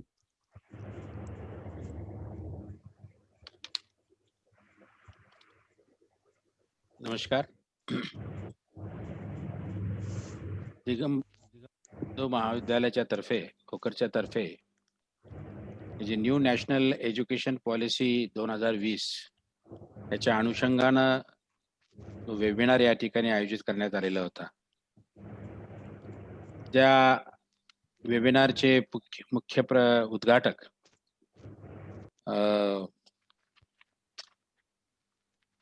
Professor पंडित विद्यासागर सर, जे आमच्या स्वामी रामानंद तीर्थ मराठवाडा विद्यापीठाचे माजी व्हाईस चान्सलर देखील आहेत आणि रिसोर्स पर्सन म्हणून देखील त्यांनी या ठिकाणी त्यांचं भाष्य आज या संदर्भामध्ये त्या ठिकाणी केलेलं आहे. आपले दुसरे रिसोर्स पर्सन ज्यांचं या न्यू एज्युकेशन पॉलिसीच्या संदर्भामध्ये आज आपल्याला संबोधन झालं ते doctor Deepak Dhote sir, principal Brijlal Biyani science college Amravati, आमच्या कॉलेजचे चीफ ऑर्गनायझर्स आणि या कॉलेजचे principal doctor Punjab Chavan sir, आमच्या IQACचे कोऑर्डिनेटर आणि या वेबिनारचे कन्व्हेनर श्री अरविंद चव्हाणजी, डॉक्टर सतीश वी चव्हाण, दीपक भुसारे, प्रशांत टाके, अन्य त्यांचे सर्व या ठिकाणी उपस्थित असलेले सर्व सहकारी. खरं पाहिलं तर याचं सुरुवातीला इनॉग्रेशन फंक्शनच्या मध्ये चेअरपर्सन म्हणून मला या ठिकाणी बोलवण्यात आलेलं होतं आणि व्हॅलिडेटरी फंक्शन मध्ये सुद्धा चेअरपर्सन मलाच या ठिकाणी बोलवण्यात आलं. आपण आता दोन्ही फंक्शन एकत्रपणे घेऊन मी अध्यक्षीय भाषण या निमित्ताने या संदर्भामध्ये करणार आहे. एक अत्यंत उत्तम अशा प्रकारचा वेबिनारचा संयोजन या ठिकाणी आमच्या कॉलेजच्या माध्यमातून या ठिकाणी केलेला आहे. प्रिन्सिपल सर आपल्या सुरुवातीच्या संबोधनामध्ये आमच्या कॉलेजची मार्गक्रमणा कशा पद्धतीने या ठिकाणी झालेली आहे याच्या संदर्भामध्ये सांगण्याचा प्रयत्न केलेला आहे. जे दोन चीफ रिसोर्स पर्सन या ठिकाणी आहेत, त्याच्यापैकी माजी व्हाईस चान्सलर असलेले विद्यासागर ज्यांना आमच्या कॉलेजच्या परिसराबद्दलच्या सगळ्या गोष्टी त्या ठिकाणी माहिती आहेत, कारण ते इथले व्हाईस चान्सलर राहिलेले आहेत. पण थोटे सरांना कदाचित त्यांच्या संदर्भातली माहिती नसावी म्हणून मी या ठिकाणी कुठल्या परिस्थितीमध्ये हे कॉलेज सुरू झालं, एक संस्थापक सदस्य या संस्थेचा आणि आजच्या घडीला या संस्थेचा अध्यक्ष या नात्याने या ठिकाणी काही माहिती सांगू इच्छितो. की आपल्या सगळ्यांनाच माहिती आहे की महाराष्ट्रामध्ये साक्षरतेचं प्रमाण हे कमी असलेल्या जिल्ह्याच्या पैकी नांदेड जिल्हा ठिकाणी नंबर लागतो आणि नांदेड जिल्ह्यामध्ये सगळ्यात कमी साक्षरता कुठली असेल तर ती भोकर सारख्या तालुक्याच्या ठिकाणी आहे. It's very unfortunate that we people did not have the higher educational facilities in that in taluka or in that area up till 1989 till we started the college there. की जेव्हा की त्या परिसरामध्ये खरं पाहिलं तर एज्युकेशनल इन्स्टिट्यूट मोठ्या प्रमाणामध्ये त्या ठिकाणी आधीच उभारायला हव्या होत्या, कारण राज्याच्या पातळीवरती मंत्री आणि मुख्यमंत्री म्हणून अनेक वर्ष त्या ठिकाणी संधी करण्याची ज्यांना संधी मिळाली तेच त्या ठिकाणी प्रतिनिधित्व करत होते आणि तरीही पण त्यांच्याच कॉन्स्टिट्युन्सीमध्ये मात्र आम्हाला त्या ठिकाणी हायर एज्युकेशनच्या फॅसिलिटीज त्या ठिकाणी नसाव्यात, अशा प्रकारची एक साधारणतः परिस्थिती आमच्या त्या तालुक्याची राहिलेली आहे. आणि म्हणून अशा हायर एज्युकेशनच्या संदर्भामध्ये डिप्राईड असलेल्या भागामध्ये एज्युकेशनची व्यवस्था नेण्याच्या संधी म्हणून कुठेतरी पुढाकार स्वतःहून माझ्या वडिलांनी आणि त्यांच्या सहकार्याने घेतला आणि 89ला या कॉलेजची सुरुवात त्या ठिकाणी खऱ्या अर्थानं झालेली आहे. आणि आज गेल्या 30 वर्षाच्या कालखंडामध्ये सायन्स, आर्ट्स आणि आता कॉमर्सची ही व्यवस्था आता आम्ही सायन्सची तर नंतरच्या कालावधीत झाली. या व्यवस्था आम्ही त्या ठिकाणी उभा केलेली आहे. That is the only one college which is imparting higher education there in that taluka. आणि म्हणून अध्यक्ष या नात्याने मला स्वतःला आनंदही वाटतो की आम्ही अशा प्रकारचे इंटरनॅशनल, नॅशनल असे अनेक प्रकारचे वेबिनारचे कार्यक्रम संयोजन अशा पद्धतीने या ठिकाणी केलेला आहे. आणि आम्ही या शिक्षणाच्या मूळ हेतूच्या संदर्भामध्ये आम्ही स्वतःहून त्याच्यामध्ये आमचे प्राचार्य असतील किंवा आमचे बाकीचे सहकारी प्राध्यापक असतील किंवा आमचे संचालक असतील, सगळेजण याच्यामध्ये लक्ष घालण्यात त्या ठिकाणी करतो. आणि म्हणून संपूर्ण देशासाठी आवश्यक असलेला आणि उद्बोधक अशा प्रकारचा जो काही निर्णय या ठिकाणी एज्युकेशन पॉलिसीच्या संदर्भामध्ये घेतलेला आहे, त्याच्या संदर्भातलं आपलंही आकलन वाढावं आणि आपणही त्याच्यामध्ये स्टेक होल्डर आहेत असं गृहीत धरून त्याच्यामध्ये आपल्यालाही आपलं आकलन वाढलं तर आपल्याला त्या ठिकाणी आपल्या समस्या, लोकांच्याही समस्या जाणून घेता येतील, या एज्युकेशन सिस्टीम मधल्या समस्या जाणून घेता येतील, काय सूचना केलेल्या आहेत, सुधारणा घडवण्यासाठी सांगितलेलं आहे, याचाही आपल्याला अभ्यास होईल. आणि एक ऍक्टिव्ह पार्टिसिपेशन ही पॉलिसी इम्प्लिमेंट करताना त्या ठिकाणी आपल्या मार्फत होऊ शकेल. यासाठी म्हणून अशा प्रकारचं आयोजन वेबिनारचं या पॉलिसीच्या संदर्भामध्ये या ठिकाणी केलं. पंडित विद्यासागर सरांना खरं पाहिलं तर आम्ही अशी अपेक्षा केलेली होती की त्यांनी या एज्युकेशन पॉलिसीमध्ये असलेला जो काही एक प्रायमरी एज्युकेशनच्या संदर्भातला जो काही पार्ट आहे त्याच्या संदर्भामध्ये he will highlight and the salient features of the education, this new education policy. And Thote सरांच्याकडून हायर एज्युकेशनच्या पॉलिसीच्या संदर्भामध्ये त्यांचं आकलन या संदर्भात आपल्या या ठिकाणी प्रस्तुत व्हावं अशी अपेक्षा होती. अर्थात थोडाफार परामर्श प्राथमिक शिक्षणाच्या बाबतीमध्ये घेतल्याच्या नंतर त्यांनी दोघांनीही विस्तृतपणे आपापल्या पद्धतीनं त्याच्यावरती प्रकाश टाकण्याचा प्रयत्न केला. मला खात्री आणि विश्वास आहे की ज्या पद्धतीनं या संपूर्ण ड्राफ्टकडं किंवा या पॉलिसीकडं त्यांनी ज्या अभ्यासूवरतीनं त्यांनी स्वतः बघितलं आणि आपलं आकलन आपल्यासमोर प्रस्तुत केलं, निश्चितच सगळ्यांना त्या ठिकाणी प्रेरणा देणार आहे, त्याच्यातून काहीतरी घेण्यासारखं त्या ठिकाणी आहे. तर आढावा घेत असताना आपण बघितलं की ह्या एज्युकेशन पॉलिसीमध्ये त्याचं मेन उद्दिष्ट काय आहे. तर ते मेन उद्दिष्ट असं आहे की आपल्याला कशा प्रकारचा नागरिक या ठिकाणी आपल्याला तयार करायचा आहे हे आपण त्याच्यामध्ये स्वीकारलेलं आहे. एक चौकस अशा प्रकारचा विज्ञाननिष्ठ आणि ऊर्जावान अशा प्रकारचा नागरिक त्या ठिकाणी आपल्याला तयार करण्याचं या प्रस्तुत धोरणाचं खरं पाहिलं तर उद्दिष्ट त्या ठिकाणी ठेवलेलं आहे. त्यामध्ये काळानुरूप आवश्यक बदलांचा समावेश केलेला आहे. पारंपरिक चौकट सोडून शिक्षक आणि विद्यार्थ्यांना मोकळीक या ड्राफ्टमध्ये किंवा या शैक्षणिक धोरणामध्ये दिलेली आहे. ऑनलाईन अभ्यासक्रमाचं महत्व देखील त्याच्यामध्ये विशद केलेलं आहे. आंतरविद्याशाखीय शिक्षण, कौशल्य विकास ह्या संदर्भामध्ये देखील मोठ्या प्रमाणामध्ये त्या ठिकाणी जोर दिलेला आहे. एकंदरीत जर आपण संपूर्ण ह्या शैक्षणिक धोरणाच्या संदर्भामध्ये जर बघितलं तर त्याचं प्रामुख्याने जर बघितलं तर ते शालेय शिक्षण, उच्च शिक्षण, शिक्षकांचं शिक्षण, पेशाविषयक शिक्षण, व्यावसायिक शिक्षण, नॅशनल रिसर्च फाउंडेशनच्या संदर्भामध्ये, शिक्षणामध्ये तंत्रज्ञान, प्रौढ शिक्षण आणि भारतीय भाषांना प्राधान्य आणि शिक्षणासाठी वित्तपुरवठा आणि राष्ट्रीय शिक्षण आयोग अशा वेगवेगळ्या संदर्भानं त्या ठिकाणी हे धोरण आपल्यासमोर प्रस्तुत केंद्र सरकारने केलेलं आहे.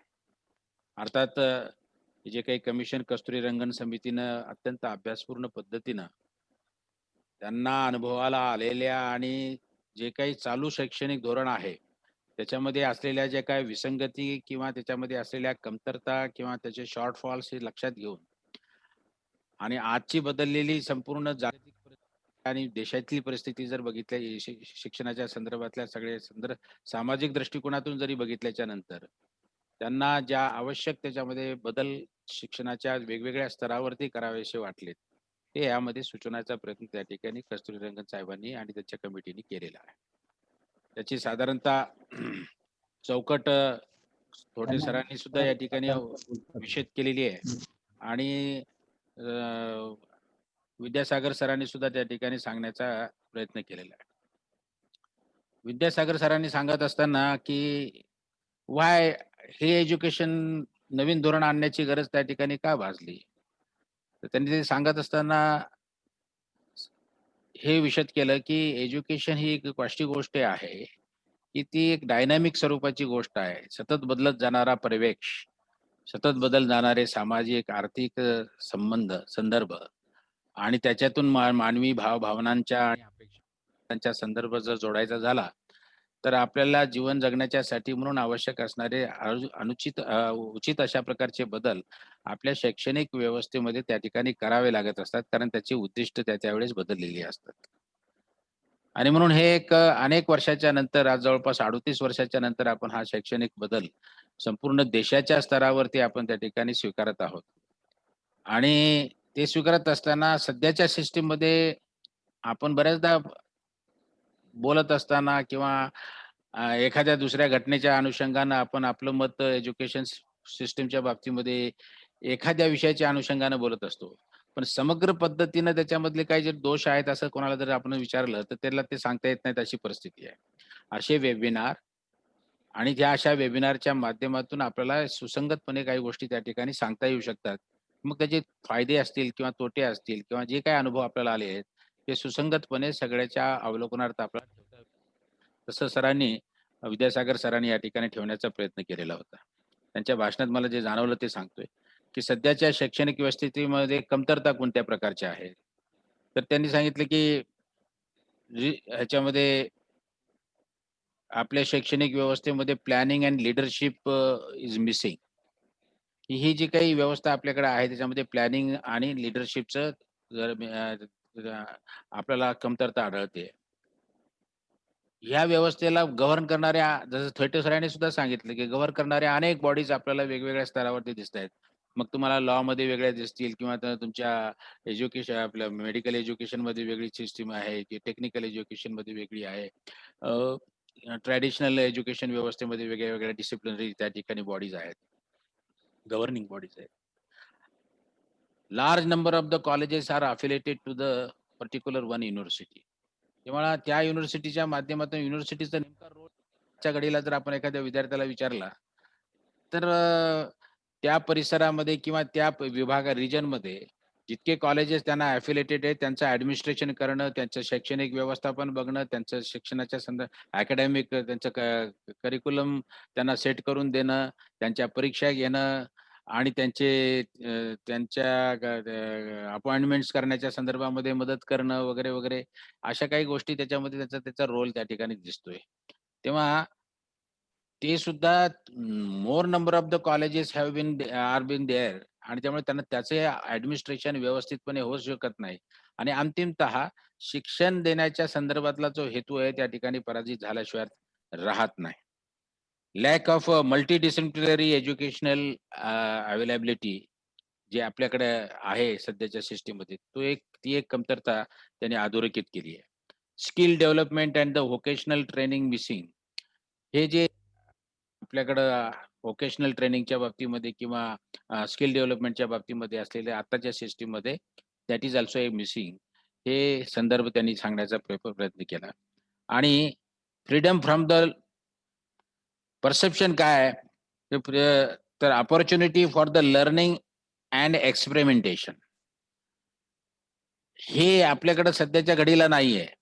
ते मिळवण्याच्या संदर्भामध्ये आता ह्याच्यामध्ये काय आहे का हे आपल्याला त्या ठिकाणी बघावं लागेल नवीन धोरणामध्ये. आणि आत्ताचं जर धोरण जर बघितलं त्याच्यामध्ये या सगळ्या कमतरता बाजूला काढून टाकण्याच्या संदर्भामध्ये प्रयत्न झालेला आपण या ठिकाणी दोघांच्याही भाषणामध्ये आपल्याला जाणवत होतं की या सगळ्या म्हणजे थोडक्यात introduction of the interdisciplinary faculties त्याच्यामध्ये असल्या पाहिजेत एका, आणि त्याचबरोबर ती काय म्हणतात त्याला, ही त्याच्यामध्ये कमी करण्याच्या संदर्भामध्ये प्रयत्न त्या ठिकाणी निश्चितपणे झालेला दिसतोय. थोटे सरांनी प्रयत्न केलेला आहे की सध्याच्या याच्यामध्ये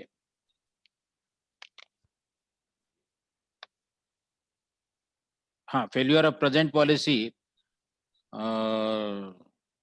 जी काही आताची जी काही आपली एज्युकेशन सिस्टीम आहे ती फेल होण्याच्या पाठीमागचं कारण सांगत असताना थोटे सरांनी सांगितलं की ज्या अपेक्षेनं ती सुरुवातीची जी पॉलिसी राबवण्याचा प्रयत्न करत असताना ज्या प्रमाणामध्ये पब्लिक फंडिंग व्हायला पाहिजे किंवा गव्हर्नमेंट फंडिंग त्या ठिकाणी व्हायला पाहिजे ते काही पैसा कुठलंच स्टेट गव्हर्नमेंट असो किंवा केंद्र सरकार असो ते त्या ठिकाणी खर्च करताना आपल्याला दिसत नाही आणि म्हणून ती जी काही अपेक्षा होती ती अपेक्षा पूर्ण होताना त्या ठिकाणी आपल्याला दिसत नाही आणि ते राबवत असताना गव्हर्नमेंट आता आपण वेगवेगळ्या प्रकारचे धोरणं राज्य स्तरावरती केंद्राच्या स्तरावरती त्या ठिकाणी स्वीकारले गव्हर्नमेंट एडेड कॉलेजेस आहेत किंवा प्रायव्हेट एज्युकेशन इन्स्टिट्यूशन्सला त्या ठिकाणी मोठ्या प्रमाणामध्ये संधी उपलब्ध करून दिली विनाअनुदानित तत्वावरती संपूर्ण सिनेरिओ कसा बदलला आपल्याकडं टेक्निकल एज्युकेशनच्या बाबतीमध्ये किंवा मेडिकल एज्युकेशनच्या बाबतीमध्ये हे आपण त्या ठिकाणी बघितलं की जसं कोठारी कमिशनची सुरुवात जरी त्या ठिकाणी झाली तर नंतर 86च्या नंतर राजीव गांधीच्या धोरणांच्या मुळे आपण न्यू ऍडेड इन काही धोरणं त्याच्यामध्ये राबवण्याचा प्रयत्न केला त्याच्यातूनच ह्या सगळ्या गोष्टी निर्माण झाल्या पण एक प्रकारचं शैक्षणिक विषमता मोठ्या प्रमाणामध्ये तयार झालेली होती तर इक्विटेबल अशा प्रकारचं त्याचं ऑपॉर्च्युनिटी तिथं आपल्याला निर्माण करता आली नाही आणि म्हणून मोठ्या प्रमाणामध्ये एक शैक्षणिक विषमता त्या ठिकाणी तयार झाली आता ह्या नवीन धोरणामध्ये ती शैक्षणिक विषमता दूर होणार आहे का या संदर्भामध्ये देखील शंका थोटे सरांनी या ठिकाणी व्यक्त केली आणि त्याच्या मते की या शैक्षणिक धोरणामध्ये तशा प्रकारचं एक प्रकारचं आश्वासन कुठे त्या ठिकाणी त्यांना दिसत नाहीये आणि ती जर दिसलं नाही ती जर नसेल त्याच्यामध्ये तर मग मात्र हे धोरण राबवत असताना किती प्रमाणामध्ये ते आपल्या हाती यशस्वीता लागेल याबद्दल त्यांनी शंका या संदर्भामध्ये निश्चितपणे व्यक्त केलेली आहे आता या नवीन धोरणामध्ये आपल्याला वेगवेगळ्या स्तरावरची म्हणजे आपल्याला युनिव्हर्सिटी एज्युकेशन देणाऱ्या युनिव्हर्सिटीज तयार कराव्या लागतील काही कॉलेजेस पूर्णपणे एज्युकेशन देणाऱ्या करावं लागतील रिसर्च इन्स्टिट्यूशन्स वेगळ्याच त्या ठिकाणी करावं लागतील या संदर्भामध्ये गोष्टी सांगितल्या आणि त्याच्यामध्ये किती विद्यार्थ्याची संख्या असली पाहिजे त्याचं एक साधारणतः नॉर्म सांगण्याचा प्रयत्न केलेला आहे आता हे जर सगळं जर राबवायचं म्हणलं तर असलेली प्रेझेंट एक्झिस्टिंग सिस्टीम शहरी आणि ग्रामीण भागामध्ये या पद्धतीने कशी राबवणार ह्याच्या संदर्भामध्ये मात्र धोरण हे राबवणाऱ्यांना फार मोठ्या प्रकारचं चॅलेंज त्या ठिकाणी राहणार आहे आणि म्हणून ही प्रकारचं आजच्या घडीला आपल्याला भेडसावत असलेली विद्यार्थ्यांच्या एज्युकेशन घेण्याच्या संदर्भामध्ये लर्निंगच्या संदर्भामध्ये विद्यार्थ्यांना शिक्षण देण्याच्या संदर्भामध्ये त्याच्या ऍडमिनिस्ट्रेशनच्या संदर्भामध्ये त्याच्या गव्हर्निंगच्या संदर्भामध्ये किंवा रिसर्चच्या संदर्भामध्ये ह्या किंवा इन्फ्रास्ट्रक्चर उपलब्ध करून देण्याच्या संदर्भामध्ये किंवा एकाच कॅम्पसमध्ये सगळ्याच प्रकारच्या डिसिप्लिन एकत्रपणे देण्याच्या संदर्भामध्ये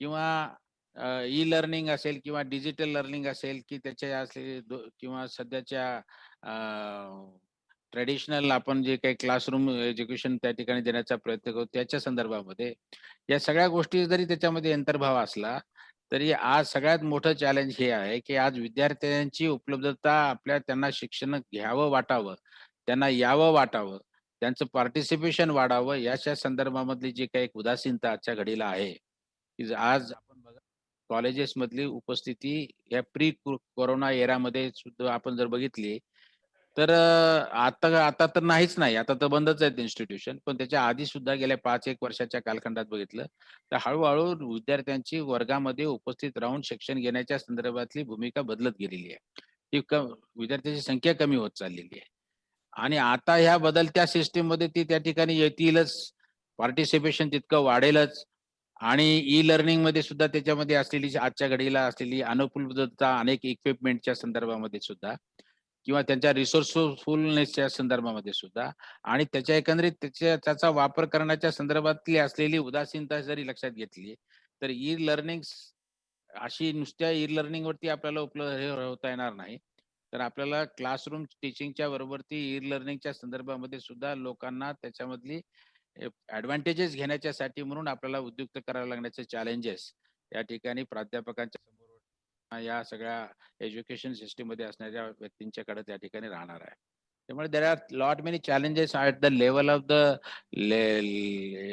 teachers, at the level of the students, at the level of the governing authorities.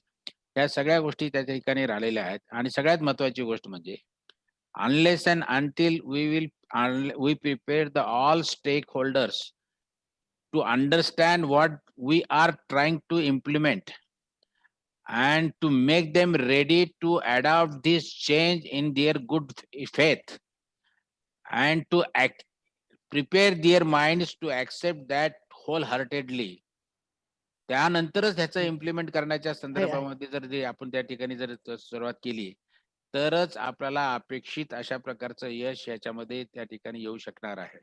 अन्यथा ते येण्याची सुतराम शक्यता त्या ठिकाणी माझ्यासारख्या माणसाला स्वतःला सुद्धा त्या ठिकाणी वाटत नाही.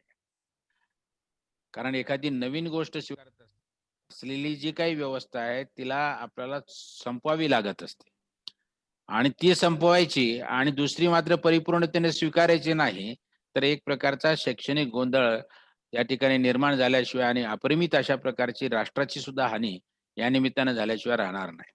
आणि म्हणून ह्याच्यातल्या प्रत्येक शिक्षकाला तयार करावं लागणार आहे, त्याचे माइंड तयार करावं लागणार आहे. त्याला आपण काय करणार आहोत, बदल कशासाठी करणार आहोत आणि ते त्याला पूर्णपणे समजावून सांगावं लागणार आहे.